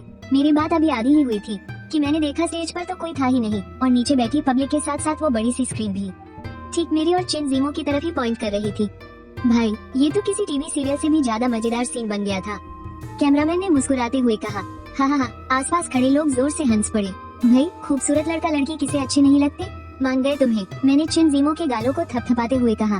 फिर गिटार लेकर उसके तार कसे और सीधा स्टेज की तरफ चल दिया। Clap clap clap. नीचे भीड़ से जोरदार तालियों की गड़गड़ाहट गूंज उठी। हेलो दोस्तों, मेरा नाम लियू योंग है। मैंने बस अपना परिचय दिया ही था कि चिनजिमो हंसते हंसते दोहरी हो गई। उधर कैमरामैन का चेहरा गुस्से से लाल हो गया और उसने चिढ़कर अपने गले में लटके आईडी कार्ड को पलट दिया। ये बंदा भी ना सच में बहुत चालू है, मैंने मन ही मन सोचा। खैर, अब मैं आप सबके लिए गाना गाने जा रहा हूँ जिसका नाम है गार्डन पार्टी। उम्मीद है इसे सुनकर आप सबका मूड एकदम बढ़िया हो जाएगा। माइक में देखकर मैं हल्का सा मुस्कुराया और गिटार की धुन छेड़ दी। वाह, इसका म्यूजिक कितना प्यारा है ना, और इसकी आवाज भी बहुत अच्छी है। लड़का भी तो कितना हैंडसम है, पता नहीं किस कॉलेज का है। भीड़ की ये फुसफुसाहट सुनकर चिन जिमो गर्व से चौड़ी हो गई और थोड़ा और आगे खिसक आई। साथ ही उसने रजिस्ट्रेशन डेस्क पर रखी दोनों मिल्क टी भी मजे से अपने हाथों में थाम ली। कैमरामैन भी कम समझदार नहीं था, उसने तुरंत कैमरा उसी की तरफ घुमा दिया और पलक झपकते ही मेरे पीछे लगी बड़ी स्क्रीन पर चिन जिमो का खूबसूरत चेहरा नजर आने लगा। हम दोनों को एक साथ स्क्रीन पर देखकर वहाँ मौजूद बहुत से लड़कों के मुंह से गहरी आह निकल गई। सुनहरी शाम मीठी सी याद बनकर दूर कहीं सजी है तुम्हारे इस सादगी भरे चेहरे पर। मेरी जान आप फंसी है। शाम ढलते ही ये परछाइयाँ और तुम्हारी यादें दोनों लंबी हो जाती हैं। मेरी आवाज के साथ ही पूरे चौक में लड़कियों की चीखें गूंज उठी। अरे ये तो सच में छा गया। कैमरामैन ने हैरानी से चिन जिमो की तरफ देखा। तुम लोग किस यूनिवर्सिटी से हो? ये गाना पक्का इसी ने लिखा होगा, है ना? मैं नहीं बताने वाली। चिन जिमो ने नखरे से अपनी भवें उचकाई और फिर प्यार भरी नजरों से स्टेज की तरफ देखने लगी। कड़कती धूप में भी बस तुम्हारे लिए छाता बनना चाहता हूँ जब तुम मेरे कंधे पर सिर रखती हो। जब मैं गाने का कोरस गा रहा था तब तक मॉल के हॉल में लोगों की भारी भीड़ जमा हो चुकी थी। चारों तरफ से बस होटिंग और सीटियों की आवाजें आ रही थी और मेरे पीछे की वो बड़ी स्क्रीन वो लगातार चिन जिमो को ही दिखा रही थी। जैसे ही गिटार की आखिरी धुन खत्म हुई, एक जवान लड़का एक बहुत बड़ा सा टेडी बियर और 5000 नकद लेकर स्टेज के नीचे मेरा इंतजार कर रहा था। शुक्रिया दोस्तों, मेरा नाम है लियू योंग। मैंने भीड़ के सामने झुककर धन्यवाद किया और अपना गिटार उठाकर स्टेज से नीचे उतर आया। इससे पहले कि लोग वंस मोर चिल्लाना शुरू करते, मैंने फुर्ती से चिन जिमो के हाथ से मिल्क टी पकड़ी और वो बड़ा सा टेडी बियर उसकी बाहों में थमा दिया और उसका हाथ पकड़कर वहाँ से रफू चक्कर हो गया। पीछे से कैमरामैन गुस्से से चिल्लाया, अरे शिट, मैं तो बस इस चोरी की बंदी का वीडियो बनाने में ही रह गया। अंडरग्राउंड पार्किंग में पहुंचकर मैंने उस बड़े से टेडी को कार की पिछली सीट पर ठूसा और थोड़ी झल्लाहट के साथ बोला, यार ये चीज कुछ ज्यादा ही बड़ी नहीं है? तुमने अभी जो गाना गाया था उसका नाम क्या था? चिन जिमो ने शर्माते हुए पूछा। क्या? मुझे एक पल के लिए समझ नहीं आया। उसका नाम गार्डन पार्टी था ना? उसने धीमी सी आवाज में कहा। मैंने मिल्क टी के दोनों कप गाड़ी में रखे और फिर दोनों हाथों से चिन जिमो के कंधे पकड़ लिए। अरे मैडम, होश में आओ, मैं एक बच्चे वाला तलाकशुदा बूढ़ा आदमी हूँ। तुम मेरे साथ ऐसे फ्लर्ट नहीं कर सकती। तुम्हारे घर की 3 बड़ी बिल्डिंग तुम्हारी विरासत का इंतजार कर रही है। तुम कितने इरिटेटिव हो यार। चिन जिमो की मीठी सी झल्लाहट पूरी अंडरग्राउंड पार्किंग में गूंज गई। लिंचेंग मॉल। मैं आगे आगे चल रहा था। चिन जिमो मुंह फुलाए मेरे पीछे आ रही थी, पर थोड़ी दूर चलने के बाद अचानक मुझे लगा जैसे किसी ने मेरा हाथ खींचा। मैंने मुड़कर देखा तो चिन जिमो मेरे हाथ से चिपकी हुई थी। ऐसे क्या देख रही हो? तुम तो कहती थी कि तुम बहुत संस्कारी हो। मैंने बेबसी से कहा। हम दोनों के बीच ये सब क्या चल रहा है? हमें एक दूसरे को जाने हुए अभी कितने ही दिन हुए हैं और तुम अभी से ऐसे गले पड़ रही हो। ये ठीक नहीं है ना? चिन जिमो ने अपनी बड़ी बड़ी आंखें तररते हुए कहा, मैं अब ऑफिशियल तौर पर तुम्हारी गर्लफ्रेंड हूँ। क्या मैं इतना भी नहीं कर सकती? तुम भी ना। और वैसे भी तुमने मेरी जो कमियां बताई थी वो मुझे समझ आ गई है। अगर मैं ऐसे ही नखरे दिखाती रही तो कोई भी लड़का मुझे झेल नहीं पाएगा ना? चिन जिमो ने मुंह फुलाते हुए कहा। मेरे कहने का मतलब ये है कि तुम्हारी जो भी प्रॉब्लम हो मुझे उससे कोई मतलब नहीं है, पर मैं तुम्हें डेट नहीं करना चाहता। मैंने बड़ी संजीदगी से कहा।